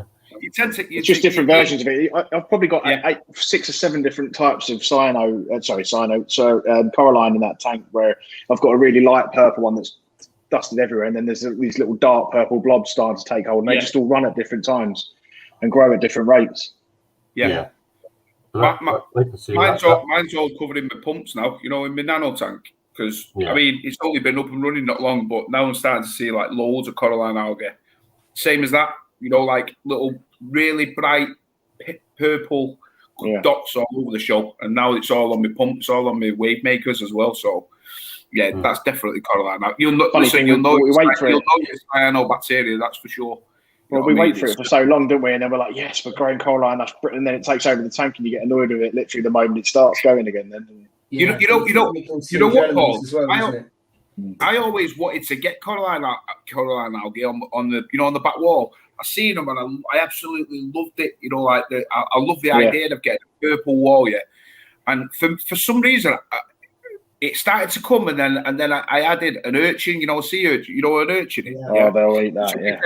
And somebody said that they eat the Coraline algae. Whether it's true or not, I don't know. Because the moment I added that into the tank, all on the back wall where it was growing, it all went. It all went, and it even started to go off my rock. My rock was all covered with it, and it all seemed to go. And I was like, it must be true. And now, if you look in my tank on the rock, some of it you don't even see Coraline algae because it's completely gone. You know what I mean? So I used to like the idea of the colour of it, but the problem is that, especially if you like growing aquapora and sticks, it kind of, you lose the definition of them. With the black backgrounds or with a sort of a one-coloured black background, you can see your corals. I feel like the corals pop better. So whilst I like the look of it, also I think, and also when I think when people come to visit, and I like my tank's part of the furniture of the house sort of thing, they'll look at it, it just looks like I haven't cleaned the glass. So they're like, that's nice sort of thing. And you kind of get this slow sort of bit where they're like, why have you not cleaned that back bit sort of thing? So it's definitely a reefer thing where, if you want to show it off, but I tend to clean the back of mine. Yeah, Steve, I was just looking at the comments there, mate, and there was quite a good one further back up from Coral Reef Queens, and they had asked a question about magnets. I don't know if that's one that you want to put up on the screen for us to talk about. Who is it called, mate? Sorry, I'm Coral Reef Queens put it up. Kind of random change of subject was the first line of it. I think it was quite a good question because it's not really something that I was too sure of. It says, guys, random change of subjects, but there they go. That's the one, I want to make my own frag rocks with magnets. What magnets would anyone suggest that won't rot and kill us all in the house? Well, what you need to do is you need to have some sort of like the I would have thought you'd have to have like the adhesive that the tanks are made with, so you just get a normal magnet, any magnet. I believe you could get any magnet, as long as whatever you put in it the hole that you put it in is completely sealed, and there's no chance of it breaking up. You know what I mean? So like the silicone that we use, say, I would have thought maybe that would be okay. You know what I mean? To completely cover it, but if personally. That's not one I would mess with. I don't think I would actually go the route of making it myself, just because I'd be petrified in case it broke away or something. And I know it probably won't do, but I don't know. I think it's a tough one to try and build it out. The only magnets I know of is in things like Tunzi and that. They say they put their magnets in, and when you look at it, they're encased in plastic. Yeah. So, but to try and do that, to actually have that on one side, and then it's covered on the other side as well. And also you've got to have a strong enough magnet, because then when you start putting bits of frag rock on there and you've got coal, it's got to be strong enough. I must admit, personally, I would probably put a frag on the frag plug and attach it to the back of the tank and do it that way if that's what you're looking to do, and then watch it grow out off of the wall. For example, you can buy them complete.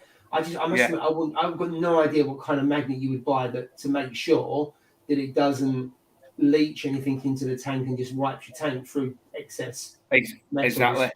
Yeah, it's not something that I've ever seen anyone home make. And I've watched a lot of hours of a few reef stuff, and I think that's surely because if it leaches and gets wet, you're going to get heavy metals in your tank. There you go. Black Pearl Reef's put epoxy coated N52 magnets, so Coral Reef Queens. Black Pearl Reef obviously knows his stuff there, so I've never even heard of them. So check into them, Google them, check them out, because I know obviously a lot of the companies that make like the frag racks, the 3D printed ones, and that, a lot of them are using the magnets, but I don't know what magnets they use. It's that age-old thing of being paranoid about putting something metallic in your tank. That's the big thing, isn't it? But also, it's trusting someone. You see it on eBay or you see it somewhere and people have done it. How do you know that's okay? If you buy it from like Tunzi or something like that, and someone said they do that, you kind of trust they've been in the hobby or the industry for donkey's years, and I would trust them to do the right thing. If I just saw something, I'm not convinced I would do that. I have seen the ones she's talking about, I think, in America, and they do look pretty cool. They are absolutely like you can expand the size of your tank instantly, a bit like you're growing things off the back of yours, aren't you, Steve, to sort of use space. So they're definitely, I've seen them, they look pretty good because they're obviously rock coloured, so they look a bit more reef-like. So. I mean, I was going to go that route, and then like I stuck a tiny little piece of red Monty Porter on the back, and I didn't even think it would turn out, because there wasn't a lot of light getting at the back. You know what I mean? It's more centre than the front, because that's where all my corals are. So it was like, and it did take a slow time for it to start to take off, but now that it's on the back wall, now it's just like boom, it's taking off completely. Now it's like in a league of its own. So I reckon within 6 months or so, I reckon half of that will be completely covered. I reckon half of that wall will be covered, and that's what I wanted. I think it'd be interesting to see, because usually when you stick stuff on the back, it can be like, I've seen obviously GSP and all that, but that doesn't grow outwards. So it'd be interesting with no sort of purchase, for want of a better term, to see how when that grows out, what happens with that. Yeah, absolutely. What Monty is it, Steve? What is it? A plating Monty or? Yeah, it's a plating Monty. Yeah, just a plating Monty. So in theory, it should go like a swirl, doesn't it? Because Monty's are fantastic, and they start off like that, and all of a sudden they start swirling and getting layers. And I don't think you can beat that kind of swirling look of a Monty and SPS, and they're fairly easy to look after as well, aren't they? I put it on. It was just a flat piece of little tiny, well, not even half an inch or something. Okay, so you put it vertical. So I put it vertical like that. Now what it's done is it's grew. So it's grew out slightly. It's started to spread on the wall. It's spread around the way. But now what it's doing is it's doing its curve now. So I'm hoping there's going to be a few more ledges that will grow out over time. And then do exactly like what you just said. That would be perfect. But and it's not even really going to affect anything, because there's no corals at the back of that tank. You know what I mean? So that's the reason why it's a win-win really for me. I can let that grow out. You know what I mean? So and the Monties you can grow in low light or high light. They're pretty. I love them. They're one of my favourite corals. I absolutely love a plate. Things like Setosa, or what's the other ones? The purple plating, the green lime green, all those ones. They're great starter corals, but they look good in whether it's a starter tank or one that's really mature. Absolutely. Black Pearl's put M52 neodymium type magnets, strongest magnets in the world. I will bet money that's what tons are using their products, like the tons of care magnets. Well, check into that, Coral Queen Reefs. N52 magnets you need. So I'm sure if there's any place in the world that's going to sell them, get on Amazon, because they would probably, I'm sure they'll have them, you know what I mean? And check them out, see if they've got them, you know what I mean? That's what I'd do. And just trial it out. If I was you, I'd trial it out on like a tank where it's not got like expensive coral and stuff like, just to be safe, like a trial tank, a small tank or something. because I wouldn't run the risk of putting it in my tank, you know, at the start, just in case. You know what I mean? It's also put down, make sure that they're epoxy coated. So that's what you need to make sure as well. So and Scott Morrison in the comment above, he's putting about the magnet being on the outside, which is not shouldn't be a problem. So there's another option there. Yeah. Mm-hmm. So Paul, what's the plan for your tank going forward? Are you going to just be doing a lot of SPS, or you? Yeah. I've not really loved the idea of having 2 tanks, and even just in between cycling that and still having the nano, the pressure of testing 2 tanks. I like testing, but not that much. I literally only did it for a month, and I was like, this is hell. The idea of knowing that these 2 water parameters are different, I'm too much of a control freak, so I realised pretty quick I don't like that. Obviously, I'd love to have a garage full of coral trays and all the rest of it, but I'm definitely not going to take on Carl for that. He's the man on that. So yeah, I think with this one, it's grow it out, keep it successful. Don't keep chopping and changing tanks, because obviously people hopefully follow the YouTube channel because they want to see sort of the tank every month and see how it progresses. So I really want to do that. I've got a couple of really nice frags that I'm very slowly acclimatizing up the side of the tank at the minute. Some really nice Acropora from Signature, and new grafted Monty from Ryan at Prestige Reef. So I've got a few of them, but obviously I like to get them in and get them. I mean, especially with them Monties, there's a couple of the Acros. There's a couple of really sort of nice Acros and Millies there, and they are literally, you look at them and they're toast. I've got a strawberry shortcake a bit ago, and I put it up to the top of the tank too quickly, and it was toast the next day, and it was a really lovely piece. So I was gutted. But it's patience is my worst thing as well. So I'm currently going through having them on a really low frag rack, then coming up, and literally once a week I'm moving them 2 inches up higher. So if they then go after that, then they're stuffed. But yeah, no, it's going really well. And recently I've just bought a camera, so I was messing around doing a new video, which I put out earlier today as well. So I'm liking doing sort of the filming part of it. So I'm hoping that once lockdown ends, I'm going to get to come out to some people, some reefers, might be knocking on Moggsy's door to go and do some footage of some other people's tanks as well, and do a little bit, a bit like the guy you had a few weeks back, Sea Friendly Reef. I love what Tobias does, and I kind of think, whilst he's very good at it, his cinematography is unreal. So, but yeah, I like the idea of doing that, and hopefully getting around maybe some of the LFSs and stuff like that as well. So keep the tank going, but rather than take over the house, keep a really nice display tank going, not overcomplicate it, and then do other stuff to sort of put the content out. I think that's the plan. So I think you're right. The video you put up today, Paul, was really good with the cinematic footage. I really liked that one. That was a really good video on it. It's my first week with this new camera, so there's a couple of them went really, really well, and then a couple of them where I couldn't really get the focus I want. There's a few tips and tricks, and Tidal Gardens are really, really good as well. So I've been watching a load of them. They do some really good videos, and there's a girl who does the camera work on there who's done a couple of vids. She's brilliant. So it's really just a whole new world for me from coming from an iPhone to a DSLR. So it's definitely a learning curve. Which one have you got, Paul? I got a Canon EOS 90D, so it's a full DSLR. I know a lot of people are getting mirrorless ones now, which are a bit smaller. Yeah, and this is kind of a bit of a. I've got the mirrorless, the Nikon Z50. Fantastic. Yeah, see, I was in between all of them, but then I like the weight of that, and I think it's a really good all-round one that does good 4K, because I wanted a mixture of really good photographs, but also the video. And I felt like out of all the ones, I'm a bit of a nerd when it comes to the research side. So I went on so many videos, and I felt like that was a good mixture between all of them. So we'll see what we can do with it. I've got my name down for these signature frags. I've contacted him, but if there's ever one SPS frag I've always wanted, and I just love the colour, and that's the Pikachu. Have you ever heard of the Pikachu? He had them on there not long ago. It sold out, mate. They sell them out. Within, I reckon within minutes they're gone, mate. It's really rare to get yellow corals as well, isn't it? Like that. So, and I've said I must have me. I've put my name on one. I said, no matter what, you must contact me on one of them. And I was just looking at through the thing to see if he had any, and he's still not got any. But he's pretty good. He will definitely sort it out. Sure. Yeah. I think the issue with yellow corals, one is getting a coral that's yellow. The second is how do you keep it yellow? It's colouring them up, because I guarantee you it'll take weeks to colour up. Yeah, because your parameters are going to be completely different. So you may end up losing a bit of that colour to get it back, and it'll take a little bit. And that's why people say, well, it's got this changed completely. Your conditions are going to be probably really different, Steve, I would say, to what he's got. I'm not saying you can't keep it, but that's the problem. Well, the three pieces that I've just got from Signature are, I'll just have to read these because the names, I cannot remember these names, you know. I'm with Red Jake on Reef Builders about these names for stuff. By all means, it's easy because I can remember what they're called, but oh my gosh.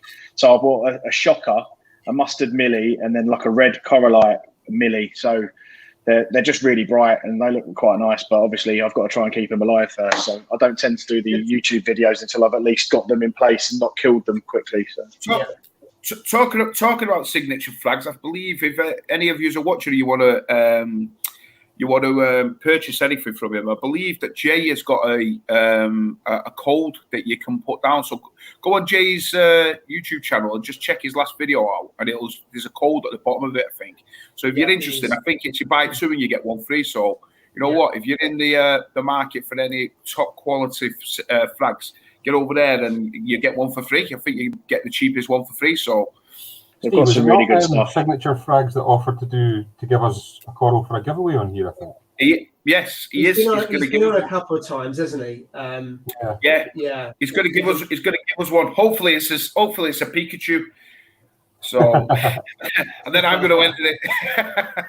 I wonder who'll win that one. While we're on the subject of giveaways, though, guys, what I do want to do is mention, give a quick shout out to DC Reefing. Now, I believe he's got a competition open.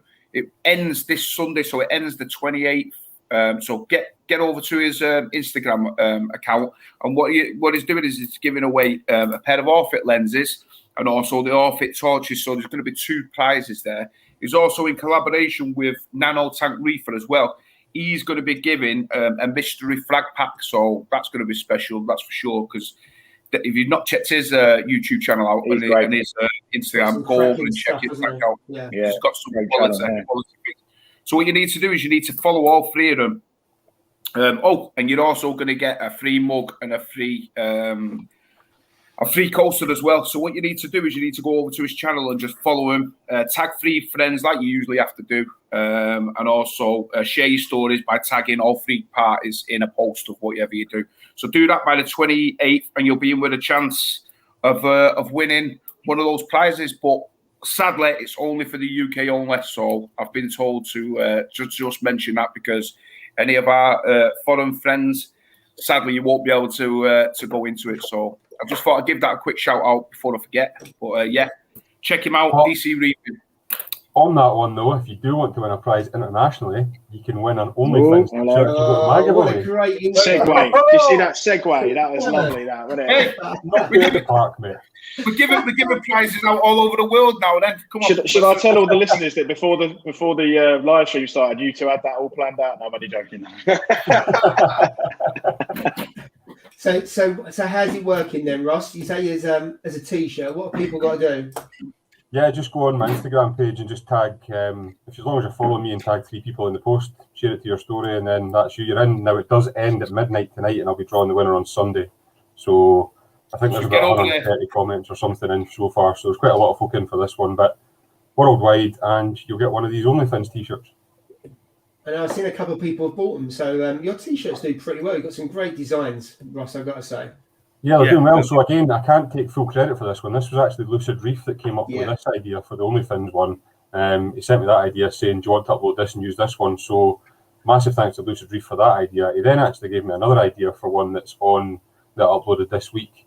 So if you go on www.beardedreef.com, you'll see the new t-shirt design that's uploaded to that one. So like I say, you can get them posted all over the world, loads of different ones. So yeah, have a look at that, and fingers crossed one of you guys will win this t-shirt. Well, not this one that I'm wearing because that'd be a bit weird, but win a new t-shirt anyway. That would definitely be more of an OnlyFans thing, that, wouldn't it?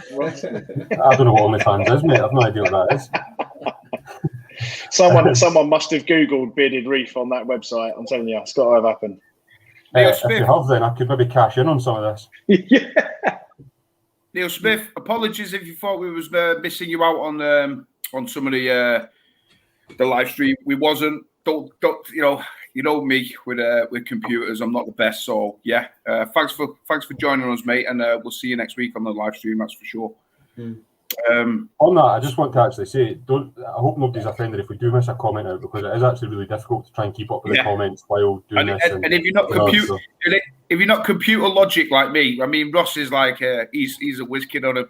With me, I'm like with mobile phones and technical gadgets like the tanks and stuff and setting them all up, I'm perfect.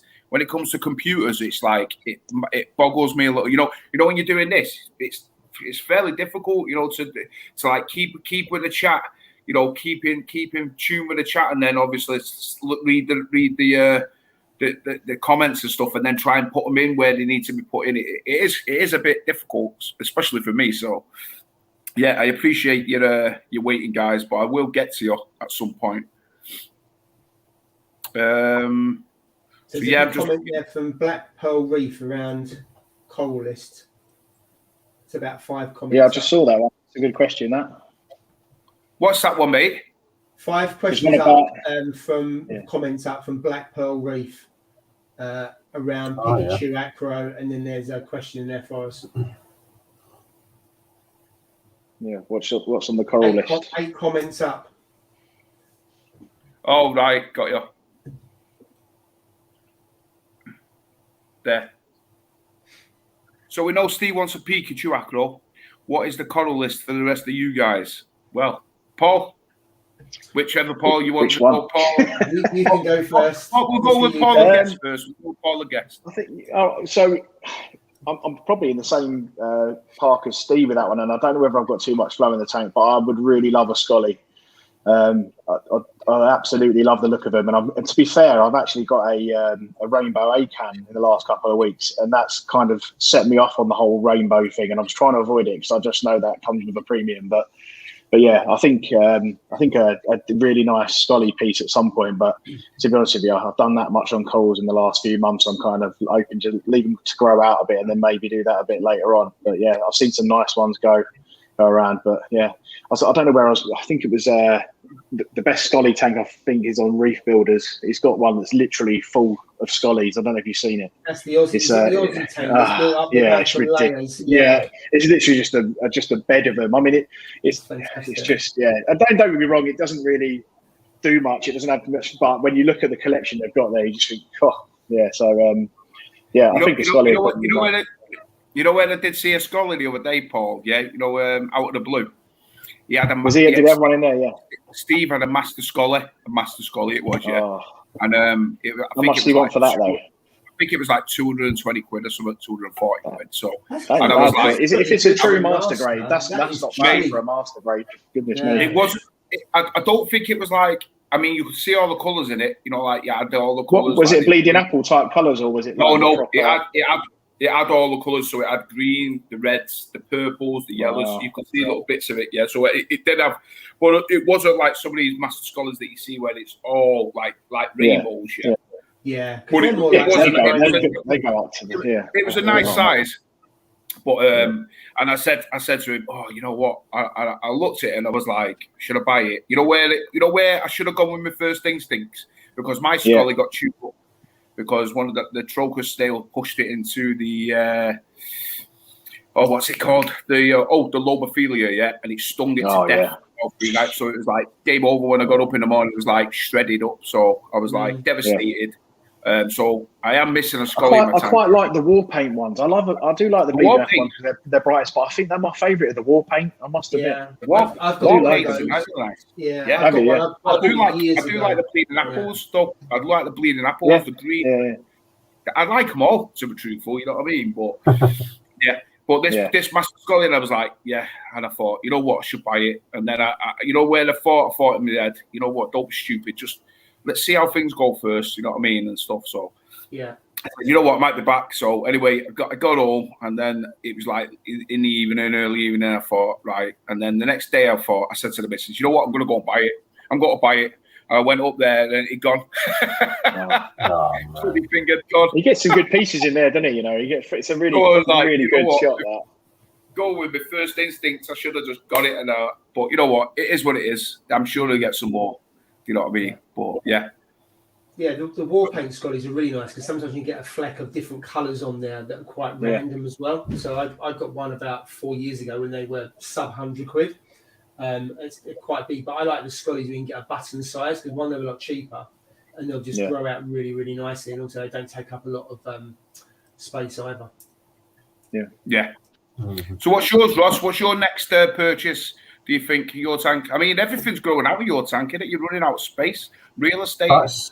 That's the kind of big problem I've got, to be honest with you, mate, is the fact that my tank is so small. I need to kind of plan everything out. So I went a bit crazy and bought, I think it was 10 Zoas or something recently, and put them on. So I'm letting things settle out a little bit. Now, don't get me wrong, everything's growing well. There's new polyps growing on all of them, and it seems to be doing really well. But the thing for me that I'm kind of still struggling with a bit, and I know we touched on it previously, but the archway on the top of my skate is the bit that I really don't know what to do with it. I know we spoke before about putting a couple of SPS on there and so on, but I'm honestly at a loss as to what to put up there because I think it's too close to the light for, some of the likes as it was mushrooms and that, and where the flow is as well. There's quite a bit of flow up there, so I've almost built a skate that the top part is kind of difficult to fill for me, just with what I've got just now, because the torch sits on the opposite end from where the wave maker is, and it's probably perfect for that. The flow is just right, but anything closer to the wave maker is probably going to get blasted, and it is quite close to the light. I reckon it's maybe only,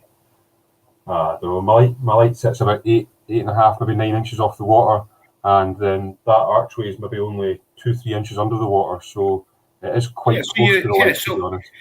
You still got 12. You still got a good 12 inch there, mate. 12, 13 inch. Believe it or not, it depends on the intensity where you got your light set at. You know what I mean? Yeah. You know. I mean, when I measured mine with my part with my Senai, where my SPSs are, it's reading like 620, 630 on the top of there, and they're thriving, mate. You know what I mean? So remember, a coral will adapt to your light. It might change color. It might change, like slightly change color or this, that, and the other.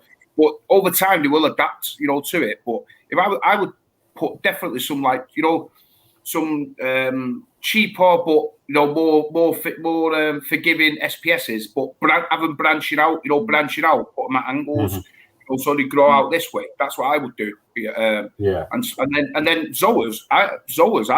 I've never had a problem. I've had them up high, I've had them up down low, I've had them in the middle, and they just seem to grow wherever you put them. You know what I mean? They just seem to adapt. I've never seen a Zoa struggle in high light. Never, mate. Oh, okay. Never. I haven't tried any Zoas up there, to be honest. Maybe a Zoa Arch or something. Zoa Arch will look stunning, mate. Because then when you do upgrade, you can take your arch out and you can put it, wherever you want, and it'll be a nice showpiece. That. You know what I mean? That's one of the things that I would... Maybe frag a Zoa, frag one of your existing colonies, get a couple of products if you're concerned, because at least they're popping. Try that. When I eventually get around to sending you stuff, the Satosa will be good up there because Satosa grows anywhere. And also get your lime green Monty. That will complement the Satosa pretty well to get it popped. I've just got to order the poly boxes, and then I'll be ready to send your stuff up to you. So if you want to try those to begin with, I'll send it 2-3 weeks. Another one is Stellata, green Montipora Stellata. I've got that on my site, and that grows. I like it, and it's grows really nice. It's got some really good growth patterns, and I can put that anywhere. I mean, it's definitely running at 600-700 par right at the very top of my scape under them Radeon 30s, and it's absolutely loving it. So, and you can crack it, you can break it. It's fragged itself where one of the fishes is in. It's starting to grow underneath on another place. Like, it's hardy as hell. And it comes out with some really nice growth patterns. So that's definitely one of the first ones I'd put in. And then you can use that in whatever tank you move to. NB Reefers, you're not saving for the Robo Snail. Yeah, we're not doing that. No, I want to keep the scape that I've got and move it into the upgrade that I get, because I want to try and incorporate that into whatever new tank I get. It'd be nice to have that piece together still. Yeah, I want to keep that scape and basically lift it all out in one, put it into that tank, and build the new scape round about that. Now that might be at the end, it might be, I don't know, but that's what I want to do. You know what though? It'll never work out that way, mate. Never, never. I was exactly the same. Lord, it looks perfect. I'm gonna take that. The moment I got it, I was like, yeah, that'll look better over there. That'll look better under here. And mate, you always change it. You tell me anybody, I don't believe anybody, if they say that they never changed the original scape into the new one, because you come up with ideas. You go, oh, that looks nice. Yeah, no, I like it there. And you do, mate. 100%. We will be here this time next year when you've upgraded, yeah. And you'll say he was right. I've changed it completely, and you will, mate. I absolutely did that with this tank. I got all my real reef rock up. I put it out on the side. Absolutely. I took photos. I took 15 photos of the scape that I was like, this is the one. And I put it back in that tank, and I could not get anywhere near that. And then I just thought, right, start from scratch again. And in the end, I ended up with one I was really liked. But literally, even with, I started even thinking about labeling each piece, and then you just end up standing back and going, no, I want that. And it's quite a natural thing, I think. See, I think that's the big thing with me, is that my focus is on the scape. So even with my new tank, the big thing for me is going to be the scape. I mean, if that takes 2-3 weeks to get that right, then so be it. I mean, that's the thing that I really, really want to focus on. So it's such a personal thing it's such a personal thing that everyone can say that this is the best. It's absolutely your one artistic part of the tank that is you. That was the only. Right? Yeah. Everything else you're buying corals, they do what they want. They're animals, but the scape is that's your piece of art. I'll tell you what I did. I actually mapped out the tank and then put cardboard around it to the height, drew around the 2/3, that kind of rule. And then it was down the other end of the garden in the cabin. And I just, over 2 or 3 weeks, I just went down and messed around with it. Then I liked it. Then I glued it together. And it was 2 parts. Then went into the Reef Pro tank. That's how I did it. I just went down there when I fancied it. Felt like I was in the mood to do a bit of aquascape, and that's how I did it. And so you can then come and go as you please, and you ain't got to worry about it. And then I put it into the tank, put the sand around it, and obviously you're off. And then the floating reef, that took me 4 weeks to do, because I put in a piece, I got a video piece at a time and just built it up and built it out. And I just took the time in it. So you can step away and go back to it. If I ever had a third tank, that's what I'd do. 100%. That floating reef, that float. I absolutely. I like that. Yeah.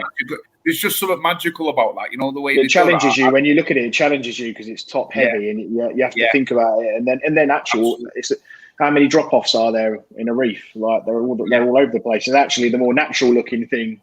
When you at first you feel like it looks unnatural, it kind of challenges you. I like that.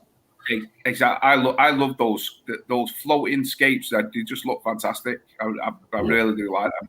Yeah, I think that's why I'm enjoying it. It's a bit different, and also I can't put loads and loads of coral in there because it's only a small aquascape. I've done that deliberately, so I've got to think about what I have and where I put it. A bit like you, Ross, in as much it's a bigger tank, but it's quite a small real estate. And I don't want any coral on the sand at all.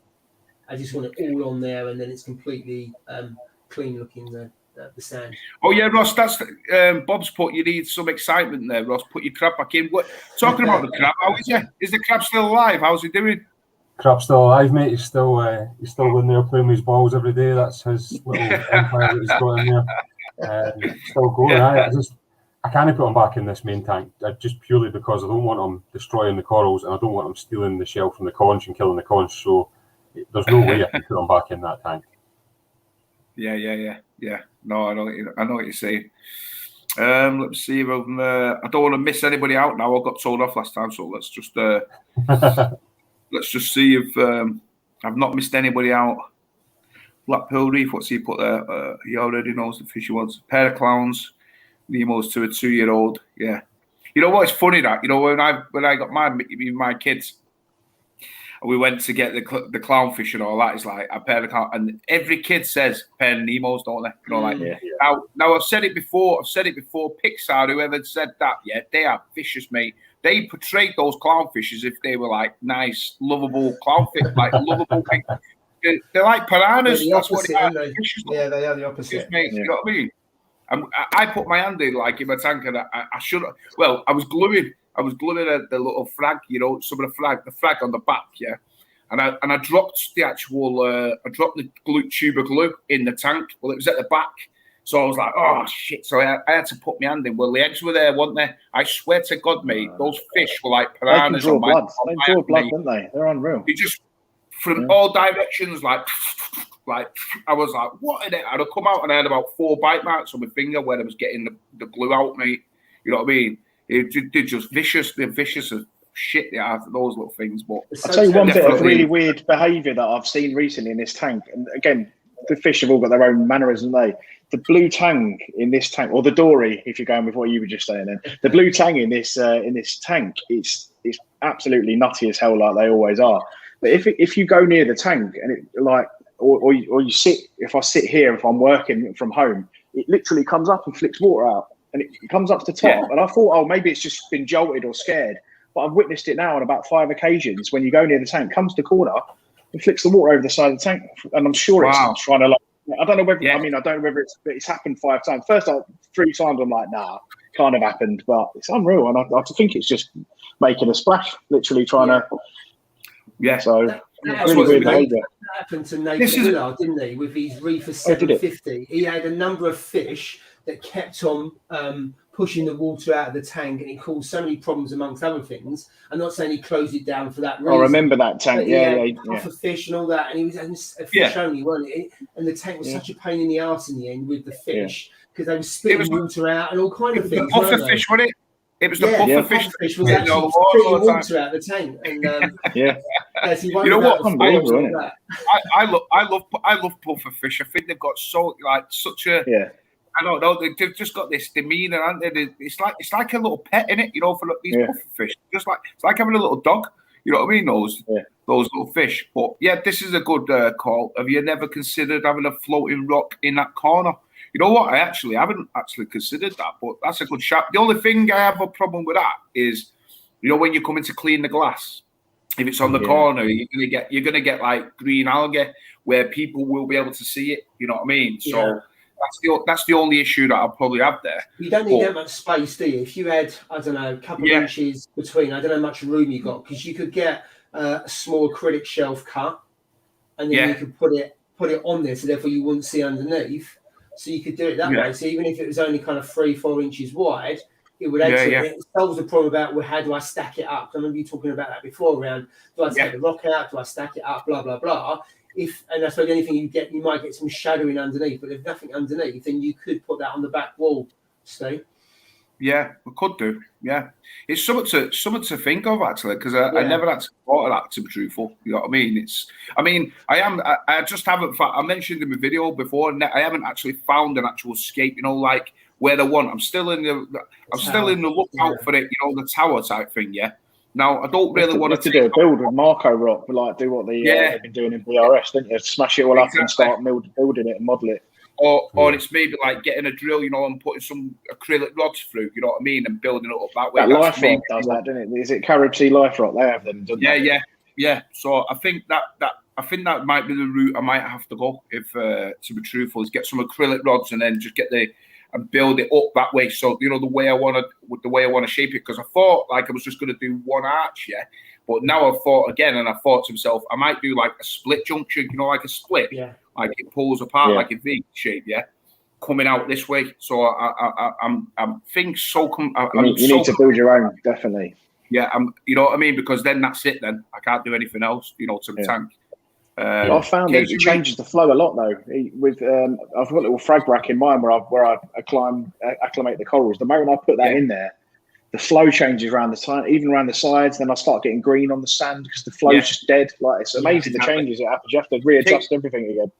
And as it grows out, it will have an issue as well, won't it? As you grow things out, the whole dead spot and the whole thing changes when you start getting colours. Thanks for joining, Cajun Reef. Appreciate it. Yeah, time's absolutely flying. 1 hour and 57 minutes. It's gone really, really quick today, but really a good live stream. Enjoyed it, and like I said, guys, I've not been about because I've had a few issues, but basically I got made redundant, so I've been in the process of just looking. I was at the moment in time I was going to shut my tank down because it got to the point where I was like, I've had enough. You know, like I was not getting depressed, but I was just getting stressed, you know, with it all and stuff. And I was like, I didn't even clean the glass. I didn't want to do nothing, you know, with the tank. So, but thankfully, I found another job now. I'm back into my engineering. So, you know what I mean? The only problem is it's like I'm working late. So I'm not going to be on the live streams all the time, which is unfortunate. I might think of taking a laptop, though, because I'm thinking my breaks will be around 9 o'clock anyway. So we get like 45 minutes. So if I could get on for 40 minutes or whatever I can get on to, you know what I mean, then that would be even better. But that's the reason why I've not actually been on doing like much social media, you know, like Instagram and stuff like YouTube. I used to post videos all the time, but I've just been thinking about, you know, my job and keeping this roof over my head. You know what I mean? So that's been the main thing. But we're back onto it, and yeah, as many times as I can join in, then I am going to be. You know what I mean? So just thought I'd let you all know the reason and be as honest and transparent as I can be. You know, with you. I'm not going to bullshit you all. I'm just going to tell you as it is. So that's the reason why I've not been available. But yeah, like I said, we're going to get back onto it, and yeah, when I could join you, I'm going to join you. Cool. That'd be great. I know. Yeah, we obviously talk behind the scenes and everything else. So I'm really pleased that you got a job that's a big weight off your mind, and you'll be missed when you're not on here. Absolutely, mate. Appreciate that. Yeah. So yeah, Blackpool said he's got to go. Little man needs putting to sleep. Great stream as always. Paul, UK guest. Stay on message you about the antivirals. Cheers, Paul. I appreciate that, mate. Really appreciate it. Yeah. Just having a quick look before we sadly have to end it. I just want to echo what Black Pearl Reef said there, Paul. Thanks so much for joining us tonight, mate. You've been brilliant. Yeah. Absolutely. Thanks for having me. Yeah, it's been fun. Yeah, no, I watch every week. I'm just as much of a fan, so yeah, I'll be joining in the comments next week, no doubt. Absolutely, Paul. Yeah, and like if you haven't checked out Paul's channel, go and have a look at Paul's channel, Paul UK Reefer. You'll see him on YouTube. Yeah. So go and subscribe to his channel if you don't already. Yeah, I was just about to say Thank you for the plug. Yeah, definitely go and check his channel out. Some fantastic. I can't wait to see what you're going to add to it and everything, to be truthful, Paul, and where it's going to go. You know what I mean? We'll see. Yeah, once it's all up and once it's all growing out and everything. Next few months it'd be nice to see it grow out, wouldn't it? But yeah, no, and make sure you keep your one going, Stu, because he's one of the reasons why I got that tank. So I appreciate that, mate. Nice. I appreciate it. But no. Yeah, like I said, guys, we're at the 2 hour mark now, so I think it's time to end the stream. But yeah, once again, Paul, thanks for joining us. Thanks to all you guys for joining in and all your comments and stuff like that. We really appreciate it. Next week, which channel are we going to be on? We're going to be on Ross's. We're on Ross's. We're going to be on the Bearded Reefs, Ross's channel next week. So definitely going to be another great live stream. I'm going to be there next week. Paul, are you going to be there next week? No, I'm not around for the next 2 weeks. I think right, so Paul's Ross's maybe for the next 2 weeks. I think Ross, isn't it? And then I think the week after. So so it's going to be Paul, myself, and Jay's going to be back on, and we'll see whether we can get another guest on, maybe, or I'm sure we'll figure some out during the week. We'll post it all up on Ross's channel and on the Instagrams and stuff like that. So thanks for watching, guys, and we'll see you next Friday. So thanks for watching. Thanks, cheers, guys. Cheers. Cheers.